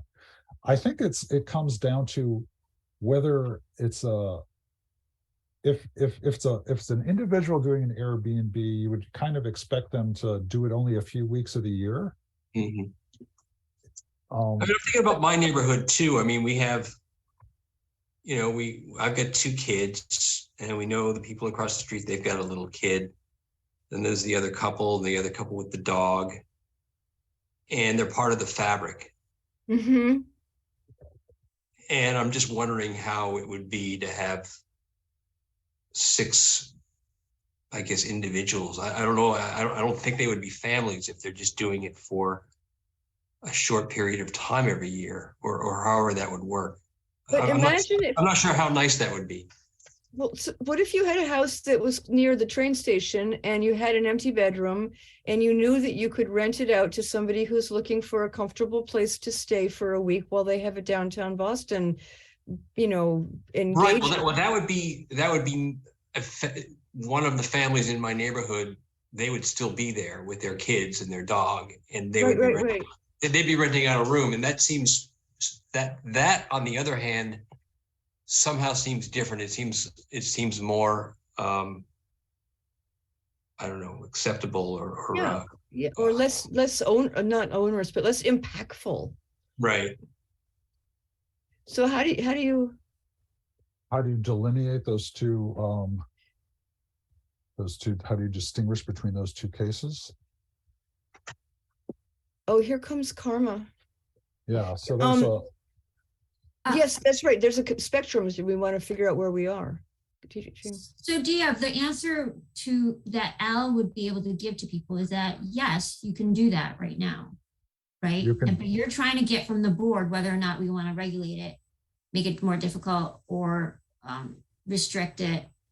I personally know some young families who are struggling with housing costs, and they do this. And it's one way for them to stay in the areas they are in because they just need that rental money. are they renting just individual rooms? No, their whole house, they'll like move out, live with family, and then that kind of a thing. So that's, or I can see, even the populations that we were targeting with the ADU, the houses are too big, and the housing costs are great, and so an elder person may be able to share their big house that way. So I just think that it is a fact of current housing conditions where people are struggling, and that it's one way for them to ease that pain. And I don't know, regulating it would be it seemed like a cruel thing. I think Doesn't regulating just mean that you're saying, well, maybe for that family it's okay, but in a situation where someone wants to, maybe regulating is just a way to kind of make a distinction among the different, presentations of this phenomenon that we're looking at. One being renting out a room, or a family, trying to really make ends meet, versus a timeshare. I can't get away from that distinction. Nick, I think I agree. I think it would also be, just practically speaking, quite hard to regulate people having roommates in their homes who pay them like a portion of their mortgage, or that to me is not something that I think realistically communities can regulate or should be regulating. I think it seems like the legislature, like the proposed regulations I've seen, are tied more specifically to the Airbnb concept, where people are renting out their house for the weekend and like they're gone. Like what comes to mind is the situation. That makes sense to me. I think in Linfield, wasn't it? I think Linfield 2 or 3 years ago, where someone was renting out his very large home in the suburbs and someone was shot and killed at a party. I think that's an extreme example, but I think that, my sense is, what usually is the motivation for this kind of regulation, is preventing people from renting out their houses for like the weekend. Or for 1 week is short, and I suppose you could have a tragedy in 1 week in a rented house. But it doesn't seem, I agree with you, Nick, that I just think it's not a good thing to get. It just feels onerous, not onerous, but it feels constraining. Well, it seems that they're different concepts. They're very different in my mind. Someone trying to make ends meet, or someone having renting out a room, versus a timeshare corporation. And I don't know if I'm looking at it wrong. Kurt, you probably know more about it than I do in terms of a commercial thing, but they just seem to be different things. So I think the key here is, and I don't know enough about zoning, but our zoning really is looking at not who owns the property or who, it's the use. So I don't, if we're going to, so I don't know in our zone where we say, you can do this if you are not this sort of a corporation. Okay, all right, I don't know. And I'm ignorant of that, because So Dia, though, that's, but I think you're highlighting the distinction, though. I think that, like, arguably, if someone is electing to Airbnb their house for one night stays on a regular basis, arguably they're operating a hotel, or Right. on the border of a hotel. And I think that, like, that's why a lot of these proposed regulations are popping up in more of like the coastal or vacation areas, because I think neighbors who, aren't doing that want to limit the turnover of like their neighboring properties and try and, limit it to 1 week stays or 2 week stays. So it's not these sort of one night turnovers. I think, again, I think this is more common in those places than, suburban towns like Winchester. Right. yeah, so you can address that by something like what we did with the ADU and saying that there's a minimum time between rentals. So you can rent it out for a weekend, but you can only rent it out for a weekend every 4 weeks. Because that might be one way of approaching it. Well, I think well, the local tax too essentially really tamps it down, because it does get not profitable. Yeah. It's very I think difficult. Chico's right. And the other thing that I'm thinking of is regulation has often a bad connotation. On the other hand, for someone renting a unit, if it's regulated, it may mean that there is some guarantee that it's livable. So one of the reasons we regulate hotels at some level is to make sure that when you go in, you're supposedly not going to get a bed full of bed bugs or something like that. Right. There are certain protections that are There are preserved. some protections. So I think moving forward on this is going to be, I think, interesting. I think understanding where Winchester wants to go with this is the big one. I don't have any sort of a feeling, a pulse of other than the people calling up and saying, hey, I'd like to do something like this. So those are the people who have some skin in the game, but there's an awful lot of people who might just haven't thought about it. So I think this is something where if we wanted to move forward, this is obviously not coming this spring, but it might be something we contemplate for next fall. And maybe we need to have some listening sessions where we hear what the community thinks about these ideas. And certainly that would give us some time to investigate what other communities have done, and we can maybe learn from them.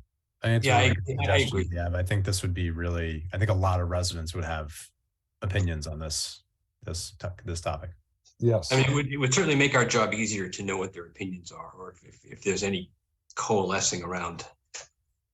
can we use our webpage to, as an additional strategy for getting public input, to say these are the things that we're looking for public input on, click below? We could set up some sort of a survey or something like that. But my next question after all of this is this something that this board wants to spend resources on? Everything we do. It's a really good question. I mean, yeah.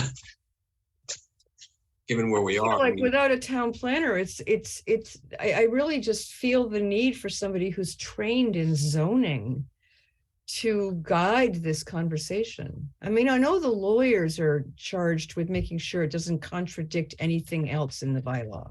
Like, I don't know what that's called. It's called. And yeah, I think my suggestion would be to approach it sort of as you discussed, which is throw it out to the residents who, elect this board and say, is this important? Is this something that people are concerned about and think the planning board should be spending time trying to address? And if it is, then we should. And if it's not, well, it's not. Okay. So why don't we, how do we do that? I mean, that's the trick, but certainly we'd love to have that information. So we don't want to do something like that. I think we don't have any time before the election. Just because we have to do this spring is countdown time. Yeah, it's pretty tight. So I would say if we're going to have some sort of a listening session, then we should aim it for after Springtown meeting. So we're talking about in May, end of May. Mm-hmm. But before, we're going to have other public hearings we have to work on, like, for instance, North Main is going to have another one, and IL District will have another one. So we'll have to make there's sure that narrow window in the last week or two of school up to when everybody's summer homes open up, where you can have the last gasp of public hearings and things that depend on most people being in town. Yes, that last gasp before everyone Airbnbs their home in Winchester so they can go on their vacation home elsewhere. Mhm. Okay, so let's I don't, I don't want to say the word table because table apparently has opposite meanings depending on which culture you're coming from. Oh, really? Yeah, to table it can mean to put it aside or to bring it forward. So why don't we pencil it in for sometime at the end of the May? We'll have a public listening session. Let's call it that because that's really what it is. And I think that, and let's call it Airbnb rather than the VBRO. I think there's another company which Maybe just say short-term rental. short-term rental. Yeah. Well, I mean, because it. Yeah, we'll People just call call them it. Airbnb and VRBO because they're the two dominant Yeah. business models. One is like overnight and one is minimum term but it's whole Right. house. Yeah, and so short-term rental is well, we can talk as it gets closer, we can talk more about specifics as to whether that would be short-term rentals of entire houses, short-term rentals of smaller chunks of it. That's a broader conversation. And What then we about need to May do 9th? May 9th. are you looking at the town meeting schedule? Because sometimes The town meeting goes the 24th of April to the 8th of May. And then we Okay. have 3 meetings that are in the town calendar. Well, they're not in the town calendar, they're in the planning board calendar. May 9th, May 23rd, and June 6th. So let's pencil it in for the 9th or the 23rd. And then we should talk about, hopefully by then we'll have a town planner and they can do some sort of some research into how other communities have addressed these issues. So we can at least provide a framework for the discussion.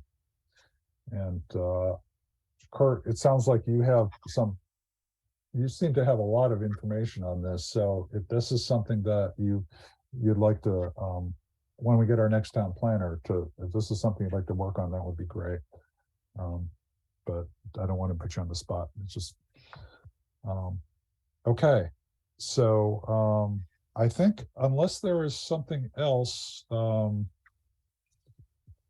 that you want to talk about in terms of future zoning articles, We should turn to Karma.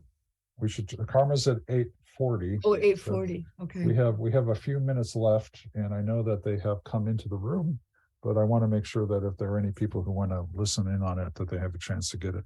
You're right. So do we have time to get our 9 p.m. any of that out of the way in 10 minutes and then come back to Karma in 10 minutes? Or is that breaking it up too much? Maybe it is. I think it might be because we've only got like it's 35 after according to my watch, so it's like 5 minutes. Okay. So I don't. No, that's fine. Yeah, Well, one thing I did today is I sent Diab a list of interview questions that I found in the back of a book. And my thought was that if everybody could do the same, wherever they get them from, then we can identify themes, because we're going to want to boil them down to a really pithy, 4 or 5 questions, so if other people have ideas about the best interview questions to get to the heart of the matter, send them to Diab. Yeah, send them to me. I'll collate them. Let's see. Who do we have here?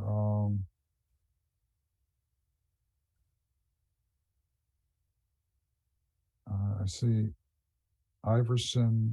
The person who's identified as Kevin, could you unmute yourself and sort of tell me who you are? Are you coming in on the 14 Thompson Street? I am. I'm the landlord. My name's Kevin Foley. Okay, yes, I've heard your name. Okay, great. And I think we know everyone else who's on the line. And Brian Manter, I apologize. I didn't reach out to you today to let you know whether or not your specific expertise was needed today. Did you have a question about that? Are you willing? Do you want to take an early departure from our meeting? Yeah, thank you for letting me know. I think I'll just hang in and just continue to listen in the background. Okay, thank you very much. And thanks for providing that GIS stuff to Ching. So I think we're pretty close. So why don't we get started on 14 Thompson Street. So this is a I believe we have a revised thing in our packet, which this is the revised packet that There, that's can you the move your one. box? There Yep, it I is. will move my box. Too There many you go. boxes. So so who we have with us, we have Kevin Foley, and then we have Iverson Guo, and I apologize if I mispronounced your name. No, you did say it right. Yes. Okay, excellent. Yes. Thank So you. we this came before us last year, and it's still working through the system in the sense that I believe you folks went before design review earlier this month, and you're going back in February, and you are still have not had an appearance before historical. Is that correct? Yes. We're still in the process to get the recommendation from the design review board and also historical committee. Okay. So just so you know that while they are advisory boards to us, so we need to, before we can make a decision, we need to have their recommendations. So this tonight would be a good time, I think, to let us know how this has moved since you were last before us, but with the acknowledgement that since you're meeting with those other two boards, it'll probably be another 4 weeks, I think, before we can take this up again. Okay. Maybe I would like to have my landlord, Kevin, to talk about this, because we have a very good conversation with the board last time, and we discussed with my designer, and Kevin, with my landlord, he's very fully support our this latest design. So I think we think this is gonna fit very well to the whole neighborhood. Okay, do you need to, do you have something you want to share, or is it just this? No, yeah, I think I understand the process. If you could just remind us and confirm. Yeah, I think part of the reason was COVID. There were some miscommunications. I was not aware of some of the meetings, but I assume the process would be, we would first go before the design review committee. Hopefully they would give you a positive overview of what we're looking at. And then we would go to the historical board. You would then meet with us, and presumably if we get good feedback from both historical review and the design review, then obviously if your committee or your board has any questions, we're happy to answer it. I figured tonight what may be helpful is we can give you just a broad overview of what we've done so far. And then what may be helpful is when we come back to you in a month or so, based on what you see here, if you had any questions or needed further information, it may be helpful for us so that obviously we could answer those questions when we come back to you. Yeah, that sounds great. I mean, I really want to move this forward because I know it's been, I hate to see a project like this sit. I mean, it's been a couple of months for you folks at least. So yeah, it seems that we really want to move this forward. I think a lot of people are excited about this. So okay, and we appreciate the board, the planning board, and the other committees. I think we're making very good progress. Why don't I give you a broad overview of one, the process, and two, what you're looking at, and then if you have questions, we're happy to address those. And obviously, if you need more detail or more information, that may be helpful to know. So I'll jump in. What you're seeing here, I think would be what we're hoping would be the final design. You may have seen some of the preliminary designs. And what we tried to do here is take the feedback that we have gotten from the design review committee. And I think some of the concerns they had is that I think they were looking for a more traditional design, while also encouraging us to be able to give Karma a distinctive identity. So what we've tried to do here is we've taken that input, we've created not only the elevation that you look at, but the floor plan. And when we come back to you, we will give you more dimensions of that floor plan. And if you need anything else, we're obviously happy to do that. But I think the goal here is I should give you an overview. My grandfather built the building. We've owned it essentially forever. This building was a series of houses. So the elements that you see here is those used to be houses from the 1920s and 30s. And the archway is essentially just created as a passageway. And I think we obviously know that this is an important building in Winchester.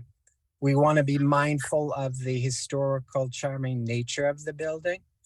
And I think it's also important to recognize for any restaurant, we need to give a flavor of what that restaurant would be or could be from the outside, while balancing the need of the town, the landlord, in terms of the charm.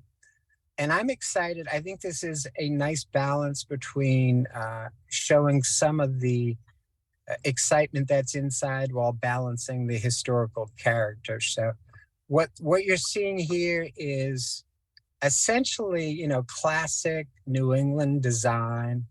We would look for the fenestration to have nice mullions. The brickwork on our building, I think there has been a little confusion, quote, calling it historical brick. We've owned the building forever. And what is ironic, we were the ones who have put all that brickwork there. And some of the tenants that we've had have not done a great job with pointing. And when Iverson and his group renovates, I'll make sure that we pay particular attention to the quality of the brick that we use, that we match it nicely, that we blend the mortar in. I think one of the things, we consider ourselves a good steward of the building, and I'm excited that this area right now has a couple funky details. And I think the Karma design would really unify it and make it really nice. If you look at these two elements, the right element is essentially identical in terms of what the glass is. The only real change would be the mullions, but that edge to edge is essentially the same glass element that is there now. The brick on the base is there now. So essentially there would be very few changes there. We do have an awning there already. So this emulates and is very similar to what we have around the building. And again, on the left element where the main entrance is, obviously we want to give this a distinct entrance. We may have some mullions here, to be honest, I can't remember, but essentially we would create this look. There would be an inset entrance. It would allow, a little more comfort. We would obviously work with the building department to make sure we meet any and all codes. The door on the left is there. We basically will maintain it. So what you see is essentially what you get. And I think it will be a big improvement of what we have now. So I'll open it up to your group, either if you have questions or if you'd like, if there's further information or details that you would want when we do come back to you in a month or so. Okay, thank you much. Open it up to the board. I just had to look up the word mullion, which is a vertical bar between panes of glass and a window. Correct. And so we have this, the mullions that I'm referring to really sort of emulate and take from what we have on the terrace. We have some bay windows that have a similar mullion or fenestration pattern.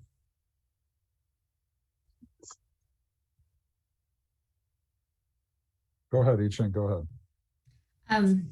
I think this is the first time that I've met. I think I missed a meeting in the very beginning.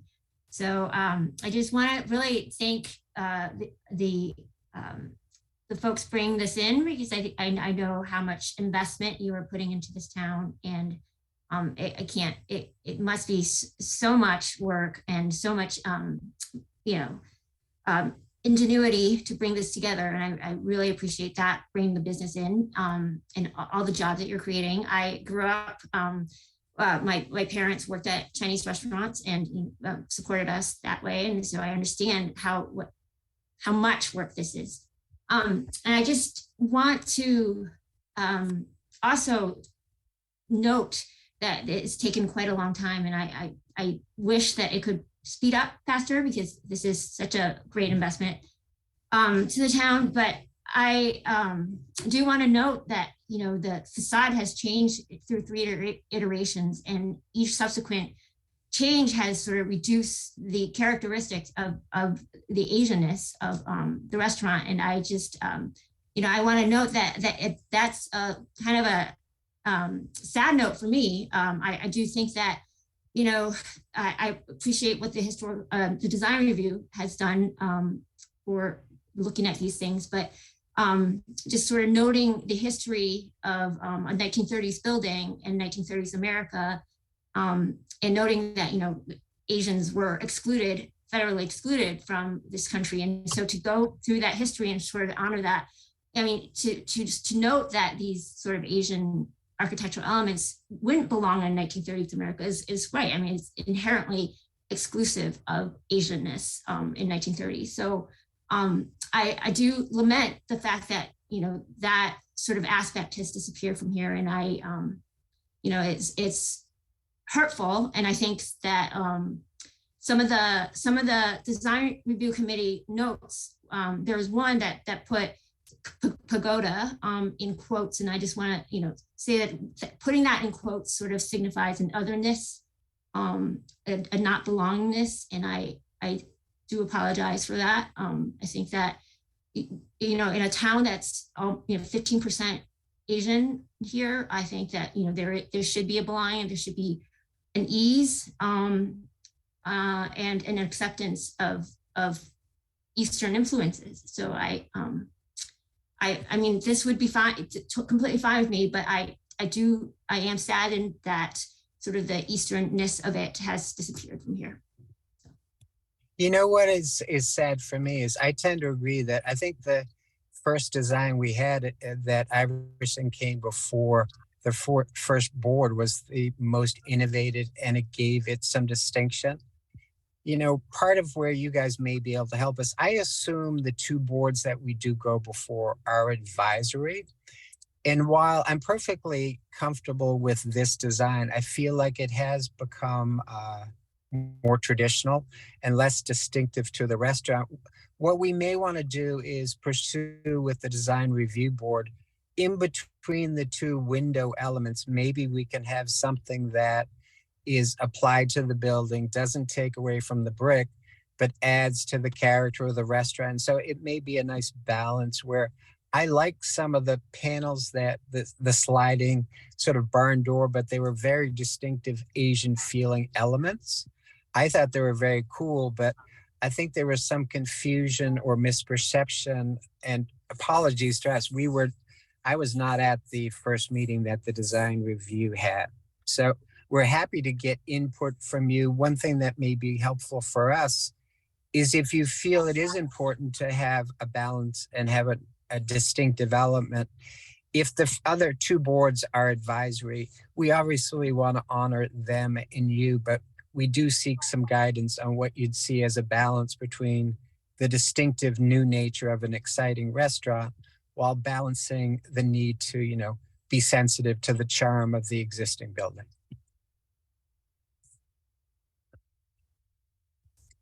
And part of our either confusion or deference is, it's hard for a new landlord coming in town. Some of the comments that I saw were a little strong. So we're obviously trying to open and we want to be respectful, but I wasn't there, but it seemed like there was some confusion about the original design. Yeah, so I think I would like to second I Ching's comments. I do think that there was a uniqueness and there was I don't know if celebration is the right word, but there was something about the original design in which I think really, well, it was a celebration of culture. And I like, I don't, you know, how we work with the other two committees are advisory, but we have some deference to them because, you know, they are specialists in their areas where we are not. That's always, I think, it's a difficult line to, you know, I'm trying to think of some way of giving you some guidance, and I'm not doing, I don't know what that is. I think that if this board said, yeah, we'd like some elements of the first design, and we wish that the design review committee would be consider those. But I don't know if this board has had a chance to have that discussion. And I think part of the problem is there has, yeah, I don't know, I think there has been confusion in terms of which boards to go before. I know historical is interested in seeing this. I think that one of the issues is that they meet and advise us. So it's a one-way conversation, and we aren't ever sort of talking to them about sort of the ideas that we have. So I think that's one big issue. But we are the granting, or we are the ones who say yes, it's a go. Correct? Yeah.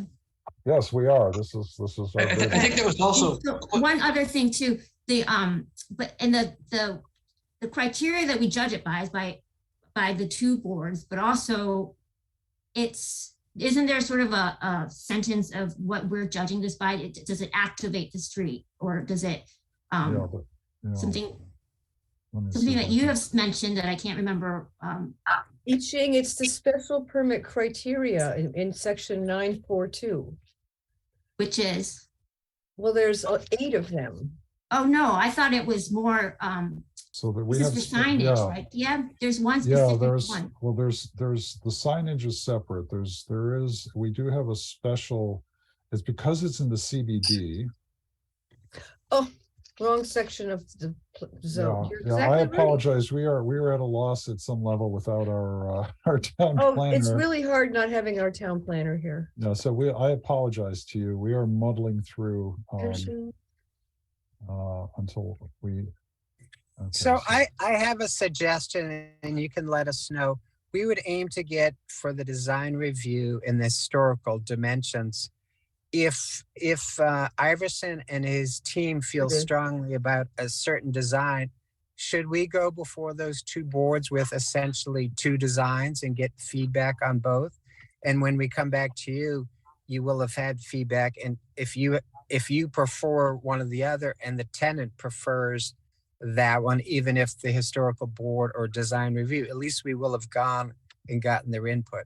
The problem we have is obviously there have been delays. We want to move forward. And unfortunately, I feel like our design has gotten somewhat muddled and diluted, through the process. So I notice in our zoning bylaw for the Center Business District in 7315-2, which is site plan and design review procedure, that there's a paragraph number 5 that says joint hearings and meetings. The special permit granting authority, that's us, may conduct joint public hearings and meetings with any other board or commission in addition to the design review committee and the historical commission in order to expedite site plan and design reviews. So if you've already met with the design review committee and you haven't yet met with the historical commission or the planning board, one way to expedite site plan and design reviews would be to have them at a meeting when it's on the planning board agenda, and it'd be a joint meeting to review it. What would that be like? We're open to that. If you coordinated that process, we would obviously be happy to come before your board so that maybe what we could do is have 1 or 2, 3 designs. I would think we maybe have 2 designs, the most distinctive, the one the tenant wants the most. We could have a plan B that may not be as suitable or as desirable to the tenant. But obviously we want to get to the point where everyone feels good and we can move forward. The problem we've had is we got a strong reaction from the first board. Are you on the historical commission agenda for a particular meeting now? Iverson, do you know that? I spoke with someone from your organization. Mr. Foley, are you associated with the Lapatelli.properties.com? Yes, So that's my grandfather. I spoke with someone today called Eric.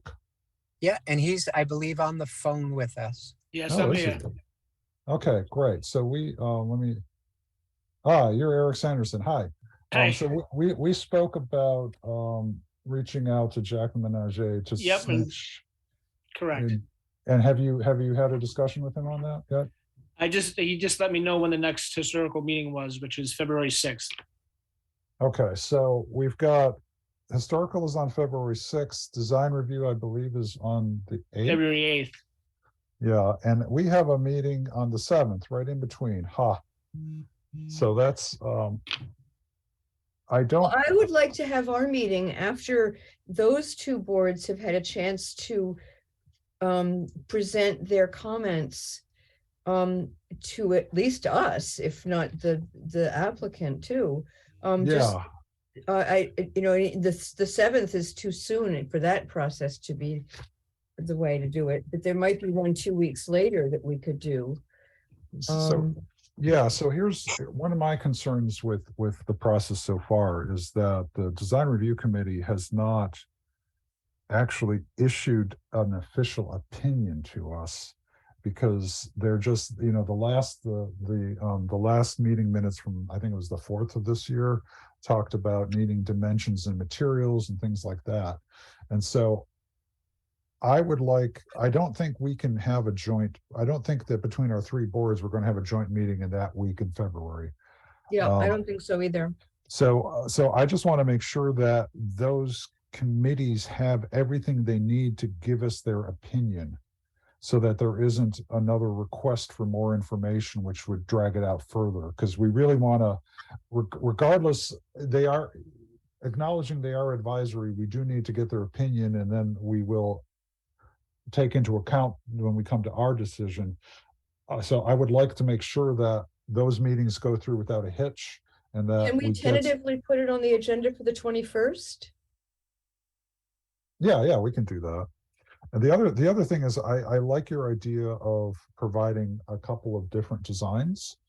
And so getting their reaction to each design, and then, if there's one which the more traditional, in the sense of looking like the building does now, which I guess is more traditional. I think so you have this one, you have something like more based on your original one. Yep. Just not designing the building to accommodate what you think the DRC would like, but designing it and then just getting their reaction. And then it's our job to sift through that and make a decision. I like that. I could work with Iverson to make sure that we have 2 or 3 designs that are detailed in nature. Each would have a floor plan, each would have dimensions. And I think there may be a combination too, that maybe we have the first design, the one the tenant likes the best, maybe this one, which may be plan C, but maybe there's a plan B that we can tweak this one, but also add elements that are very distinctive and the tenant could be happy with. I'd like to make a distinction, I guess, when we're talking about the changes between sort of permanent changes to the structure versus temporary changes. And I think when we think about temporary changes, we can be a lot more elaborate in terms of bringing in a style that is very geared to a particular restaurant. Mm-hmm. I noticed that, for instance, one of the issues that we had was whether we keep the door with the semicircular window on top, and and that sort of made it back into this drawing. And that's sort of kind of keeping the integrity of the building. When we're talking about permanent alterations, I think it's a lot more important to keep the integrity of the building. Whereas temporary changes, the sky's the limit. And I think, one could definitely bring in changes that are really celebrate the restaurant in a way. Yeah, I like that comment. One of the confusions I think that the first board had is that the left element of the door, while being obscured by the panel or the doors, we were never eliminating that. So that was one confusion. Sure. So I think we could work with Iverson. Iverson, we can take what feedback we've had tonight. And I like your last comment that while if we look at ornamentation or design or flair, we could certainly celebrate and elaborate, where I think you can see here that we're trying to take the permanent elements, as it were, and reflecting that we're not really making much change, if any, to the feel of the building. No, we're not. Do you know, I'm sure the design review committee has pointed you to their sign book. They have a signage book that's a published document for guiding signs in town. And I haven't looked at it recently. But Okay. I like what you were saying about, was it Nick saying about expressing the character of the restaurant in temporary signage installations outside the building. But it would want to be presented to design review, and it would want to be consistent with the sign book that I haven't looked at Yeah, recently. the signs are, Well, the sign book is a special design review committee publication. It's on their webpage. okay, so they're the ones who control signage at some level. I wish I could tell you exactly what level, but yeah. So is the rest of the board comfortable with this approach in terms of getting design reviews opinion on a couple of different designs, and then we will take that as input and pull something together? Haven't we gotten several inputs from them already, though? We've had their minutes delivered to us. We've had their minutes, So, but they we're haven't. waiting for them once again to meet again, and so that we can meet again, or it's They have not yet come up with a specific recommendation to us. That's my only concern. And historical has not met with the proponents at all. Well, the last thing I understood about the design review committee comments is that they expressed to the applicant their concerns, and the applicant has come back with this image here. And so am I hearing that from the planning board's perspective, we actually wanted something that was a little bit less conventional adherence to the original building or whatever, but Well, I don't, if the applicant has come back with this, right. then I mean, why are we delaying it further? Well, we're delaying it because, sorry, Are you looking for an email? I'm looking for the design review committee notes from January 4th, which talk. my concern is that a meeting on the 21st further delays this by a month. I agree, and the point is, we do not have. Well, if the historical commission is meeting on the 8th of February, the next time we meet is the 21st of February. And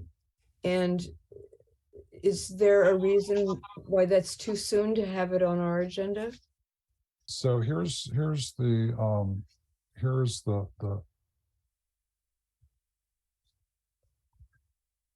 this is what we got from the January 4th design review committee. So I hear what you're saying, I Ching, in terms of at what point do we stop and say there are enough meetings from DRC, we should move forward. we're looking, so this is as close as we get to a recommendation, which isn't at all a recommendation saying, we think this is good, we think this is bad, here are the changes we suggest. They have not submitted their recommendation, Diab. You are exactly correct. And I think in respect to They their should role in submit the it. process, what, I'm sorry, Nick. Oh, I'm sorry. I didn't mean to interrupt. No, go ahead. No, I felt that they should submit the recommendation. I mean, that should be part of the process. Well, I think they're expecting to. Yeah. So, I mean, one option to move this forward is that we schedule a short meeting just to deal with this. I mean, we've had no recommendation from historical yet. They're not meeting until the 6th. So if And then, we are, and then design reviews meeting again on the, what date? Kevin? they're meeting on the the 8th.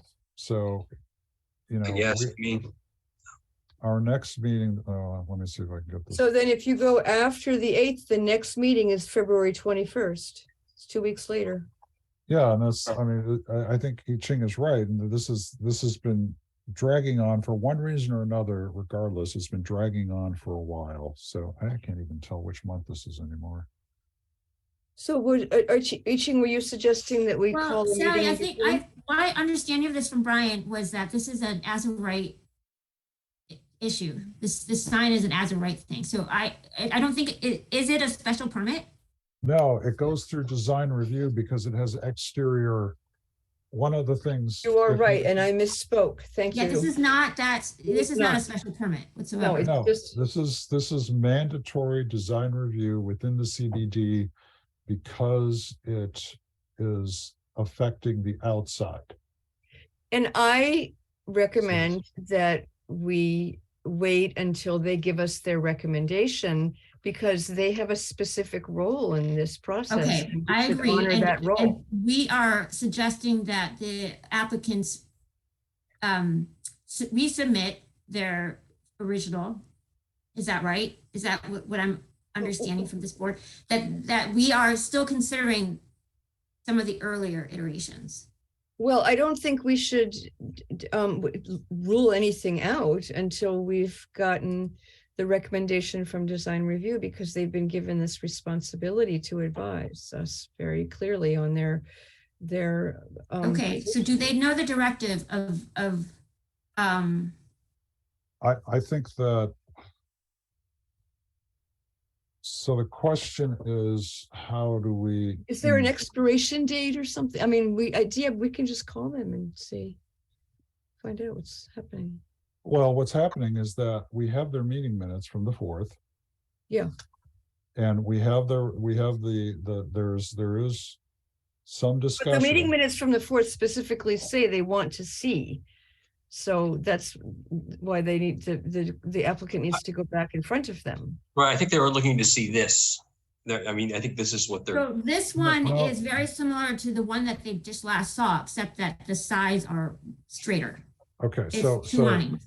let's take a look at the request here was architectural drawings, measurements, and materials.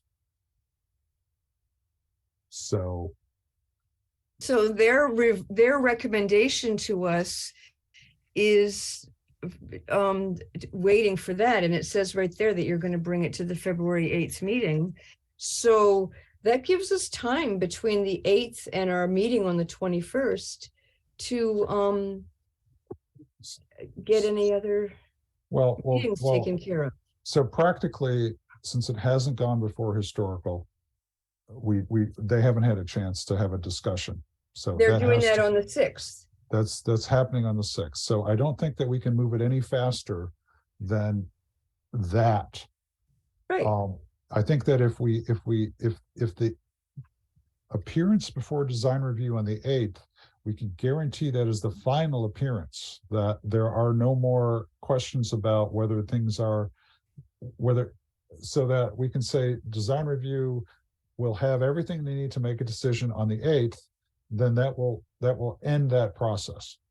So we should have 2 recommendations from those 2 boards by the 8th well, shortly after the 8th of February. So I think what's important is that the proponents of this project reach out to the chairs of those two boards and make sure that all the materials that the boards are expecting are available at those two meetings so that they can make a decision.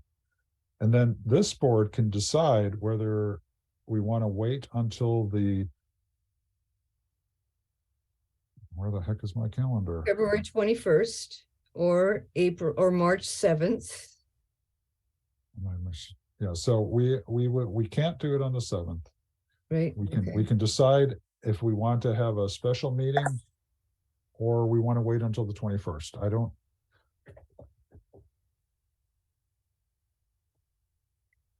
don't think we have to make that decision right We don't now, have to make that decision today.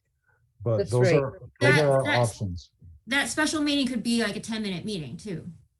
I think it will probably end up being a good half hour just based on having to go, I wouldn't, 10 minutes, I would love it to be that short. But yeah, it could be short. It doesn't have to be long. But we can make that decision on the 7th. Okay, good. And so that's a plan.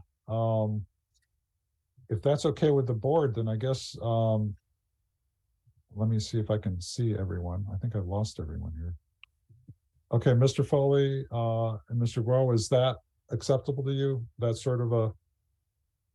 Yes, it sounds like what we would aim to do is, while the planning board is open to a more distinct design, we should at least give those two boards, we may go back to them with, what you see here, we may make it a little more distinctive, or if the tenant or I or both of us feel strongly, we may present two designs, but at least when we come through that process, we will have full recommendations either on one set plan or two plans, and that when we come back to you, whether it's one plan or two plans, you will have gotten complete, as much as we can, feedback from both the historical and the design review.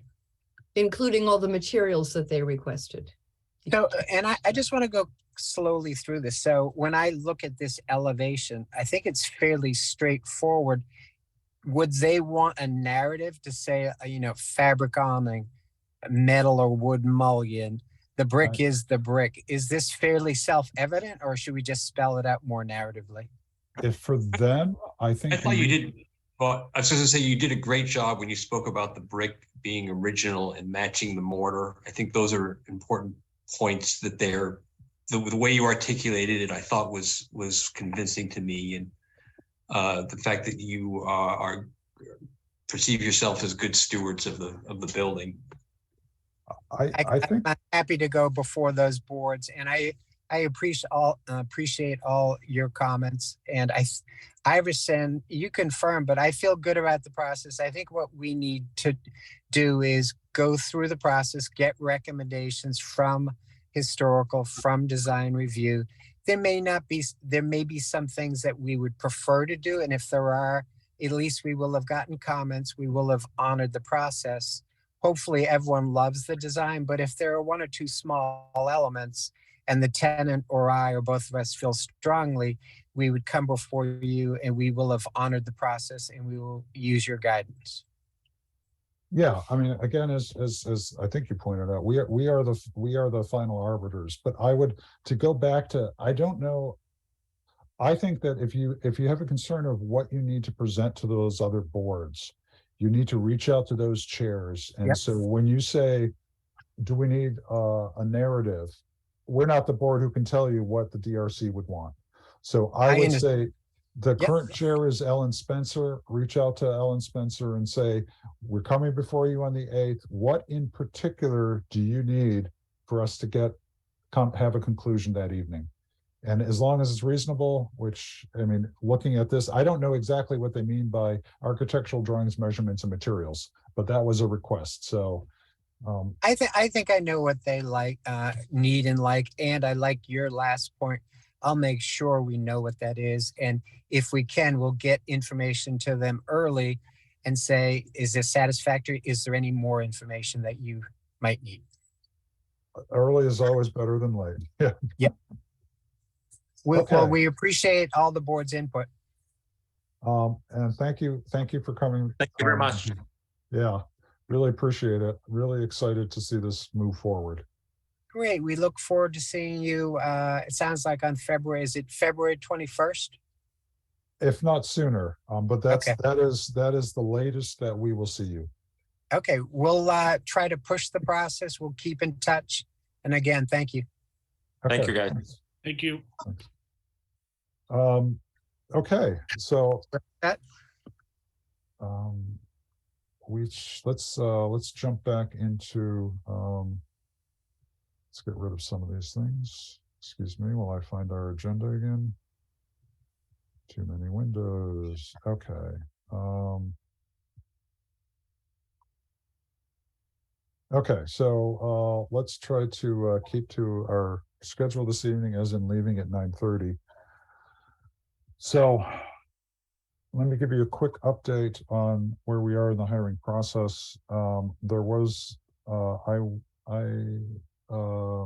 there was a meeting, of the personnel board last Thursday night, and the personnel board approved both the the revised position description. When I say revised, that's the one that this board came up with last June, with a couple of minor edits that Sally and I came up with at the beginning of last December, which got circulated to this board. Probably everyone's forgotten about it. It's so long ago. So they approved that, as well as the MOU that all three of the boards approved the MOU. Has the job posting been approved by all three boards? The narrative. The job posting does not have to be approved by the boards. I did send it out to all the boards for comment. Mhm. I didn't receive any. So And has it not already been posted? let me Yeah, I'm sorry. bring you up to date on that process. Yeah. So I met with the HR director, Mike Town, yesterday, and there was a reasonable determination that in order to make sure everything is above board and transparent, that we would get the MOU signed prior to getting the posting out, because this has been a contentious thing. The MOU was signed by it was first signed by the chair of the historical commission yesterday, and then the chair of the DRC, and I signed it today. This is all done via DocuSign, and the last person to sign it would have been the town manager. So the three parties, the important parties in the sense of dealing with this, have signed it. The way this will move forward in terms of posting, I'll contact Mike Town tomorrow to make sure things are on moving forward, is that it would be posted to the Mass Municipal Association. And typically what they post is a very short description with a link to, so it'd be a couple of paragraphs. And then that links to the town's website, which were to have the entire narrative plus the position description. So posting the entire position description is typically not done. So Mike would write up a couple paragraphs and post it there. He also has the planning organizations that Brian sent around to us a couple last month. So he's going to post it there as well. It'll also go up on the town's LinkedIn account. And once that is up there, he will send it off to Brian, who can then repost, or whatever the magic word is they use in LinkedIn, to distribute it. So that's where it's at right now. So I will get in touch with Mike tomorrow and make sure that now that everything is signed, it's moving forward. What I think we have, they're gonna basically craft something that is kind of streamlined to actually post. yeah, it's as Mike put it, you don't want to post, paragraphs and paragraphs. Nobody will read it. What you Right. want is something which really makes them want to go and take a look at the longer Right. posting. So what's left with us is that we do have to come up with a revised performance plan. Before we So- do that, Deb, have we talked about the procedure, boards, town personnel, candidate screening? Were we gonna talk about that tonight? Well, I was hoping to. I had just forgotten that we do have to do a performance plan. Oh, okay. Just because our previous performance plan was essentially, you look at the position description, and we wrote part of it based on that. I think the performance plan has to be revised to take into account what we want. What we've always said was that the performance plan is where all the details are. So that has to be done. In terms of the interview procedure, I have spoken with, who have I spoken with? I've spoken with the engineering department. I've spoken with Brian. I think I spoke with Brian Mantor. I certainly spoke with Suzanne Gill. I've spoken with Al Weil, who's the CEO and building commissioner. I spoke with the sustainability director about, and I've spoken with the town clerk, and I have yet to speak with the town manager. But this was to bring them into an internal town hall interview process where they would be able to meet and interview with the candidates. Whether that's via Zoom or in person will depend, I think, on where the candidate is. So that's the town personnel side of it. In terms of the other boards, we've certainly had requests from design review and from historical to be part of the process. I think we spoke about this earlier, that we would bring them into, we would have a sort of like one big interview with all the boards representatives there at the table, where we would everyone get to ask questions. And so if there was another board that I've forgotten, I think Housing Partnership should be one. I'm trying to take notes here, but I think I've forgotten where my notes are. So, no, that's not working. So Deb, that sounds huge. Is it representatives from these different boards, or is Yeah, it? it would be, I would presume it'd just be the chairs and maybe the vice chair. I think there's a limit to how many people we can have around the table. If it's a Oh, Zoom, yeah, it obviously sounds, we can have it lots, sounds overwhelming. but they can, the participants, I mean, yeah, so we have Housing Partnership, we would have Historical, DRC. I think those are the main boards. Conservation? No? I don't know that the Concom would have, I mean, we work with them, but I don't know that they have that much of the Right. town planner isn't an integral part of what they do. Right. So it's the boards that the planning board interacts with the most. Historical I Commission, think design review. the town manager obviously would be part of this, our interview process with us, because they're especially called out in an MOU, that 2014 MOU, I think it was 2014. Oh, okay. And then I don't know, it's, if we want, I think it's up to this board to decide if they want members of the select board to be part of the process. I'll leave that open to your decision. So that would be 5 boards.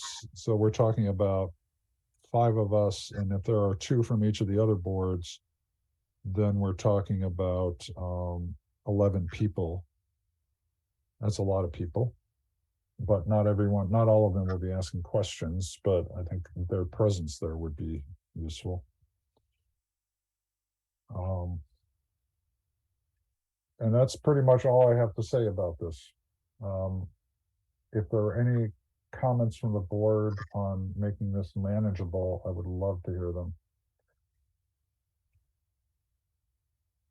So I think, first of all, that there should probably be, once it's confirmed that it's posted and that we've got candidates and that we've identified candidates to come in, or while that's happening, actually, we send a memo to all of the people that would be involved in these 2 different interview settings.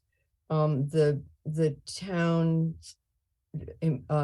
hall interview process and the board interview process, and send that around for everybody to comment on, or send it out as this is what we've decided. I think that if we make it a fait accompli in a way, it would be easier.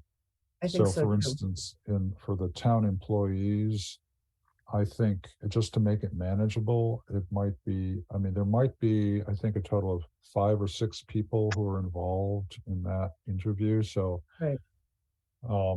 maybe setting up a single time for the candidates to go and interview with them would make it Mhm. easier. And Mhm. either if they are, I don't know where these people are coming from. So again, it could be Zoom or in person.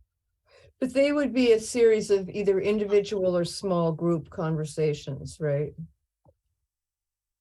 The ones at town hall. I don't know. I've merely informed these parties that we want them to be part of the process. Yeah. I think it might be something that I haven't gone any further discussion as to how they feel. What I guess the most question is what is the format which works best for how they run things inside of town hall. So either a single, I think, I mean, I'm actually starting to lose coherency here. There, I apologize. Beth will probably give you guidance on that. Yeah, so let me talk to them. I haven't reached out to Beth. Since Beth is the head of operations at town hall, I'll ask her how she feels it would work best, and we'll just go with that. I think everyone else would be happy with that. For us, I will reach out to the historical commission, DRC. Do we want to reach out to the select board and have someone there present to Well, ask you questions? mentioned Housing Partnership Board, I did mention Housing Partnership Board. and I don't think the select board needs to be engaged in this process. Okay, is that how the rest of the board feels? I don't care one way or the other, to be honest. I'm not sure what different input they would provide, but I defer on that. I can't think of what input they would necessarily provide that we wouldn't get from other. Okay. Well, I think one of the original memorandum of understanding points from when the job was first created is that this is a planning board hire, and a planning board and the planning department is under the planning board and with dotted line to the town manager. And the select board is an equal and parallel elected body, in my understanding, with its own separate portfolio of responsibilities. And that the planning function is a separate and equal elected body with responsibility for all things planning, which are many. There are a few spaces where the two overlap, certainly when it comes to like a complete streets and the roads thing, because they're the commissioners of the roads. But having them take the time and join in the evaluation of a candidate for town planning, I don't know, it just, Well, I don't see the benefit. it would of be an advisory position only. It would be advisory. For instance, the only parallel I could say is when the town manager was, I was part of this. I was the planning. I was part of the committee which evaluated candidates for town manager. Mm-hmm. So the town planner does have a lot of contact with the select board on a number of issues, because you may recall that Brian was heading he essentially chaired the Waterfield Task Force, Which was a significant reach. yeah, but there's I think there is since it's only an advisory role. Right, I didn't understand actually. So the final decision is the planning boards, and we're just getting input from We're lots. getting input. The question is, would that person, so the reason for having them at the table at the interview would be for them to have the ability to ask questions. Otherwise, they could just watch a video of the interview and tell us what they think. So the only, I think another parallel, Diab, is when the a planning board member needs to be appointed, they do get votes. They're very involved. Yes. To that point, you are correct. That's right. So, So yeah, Um, then it's 5 boards. It's DRC, Historical Commission, Housing Partnership Board, Select Board, and Planning Board. And those 5 groups would comprise, well, do all the planning board members get to attend? well, of course, Okay, so then that's 10 people plus us 5. yeah, so that might be that Plus we the would town ask, manager makes 16. yeah, there's a lot. And so maybe what we suggest is that the chair of each of those other boards or their designee. Their designee, I think their designee is a good one. And so we would, that whittles it down to 9. No, I don't know how to count. 5 them plus 5 plus 1, it's 11. anymore. 5 Oh, plus 4 5. 4 plus 5 plus 1, it's 10. I'm sorry, I'm missing a board then. DRC, housing. Oh, I keep It's in forgetting. the zoning something. board. The zoning board is not, they're sort of like a judicial branch. Mhm, mhm. And so they really,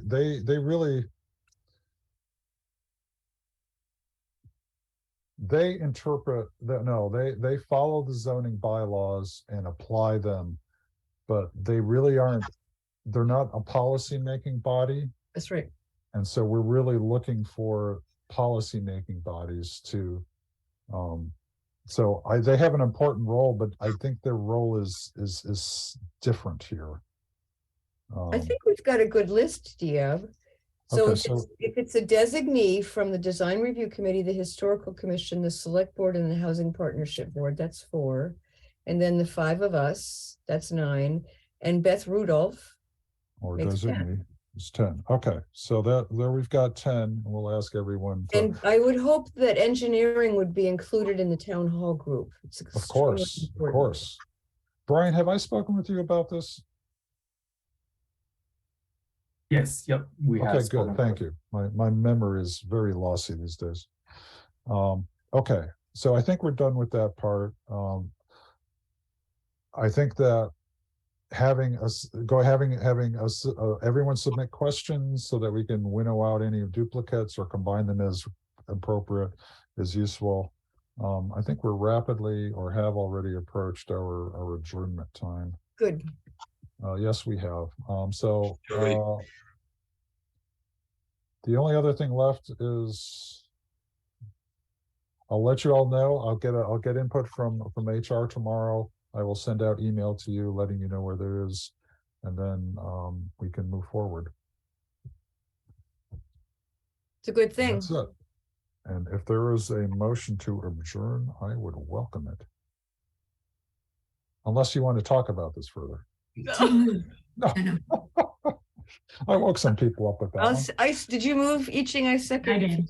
Yes. Okay, let's go around. Kurt, Aye. Nick, Aye. Sally, You betcha. Aye. I Ching, Aye.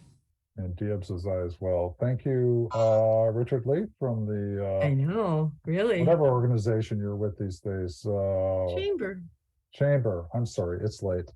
Thanks, Brian, from the engineering department. I need to go to bed. And thanks to everyone out there in TV land. Thank you very much, And WinCam, for recording us. And we will see you all again in a couple of weeks. Yes. Enjoy the snow. Record.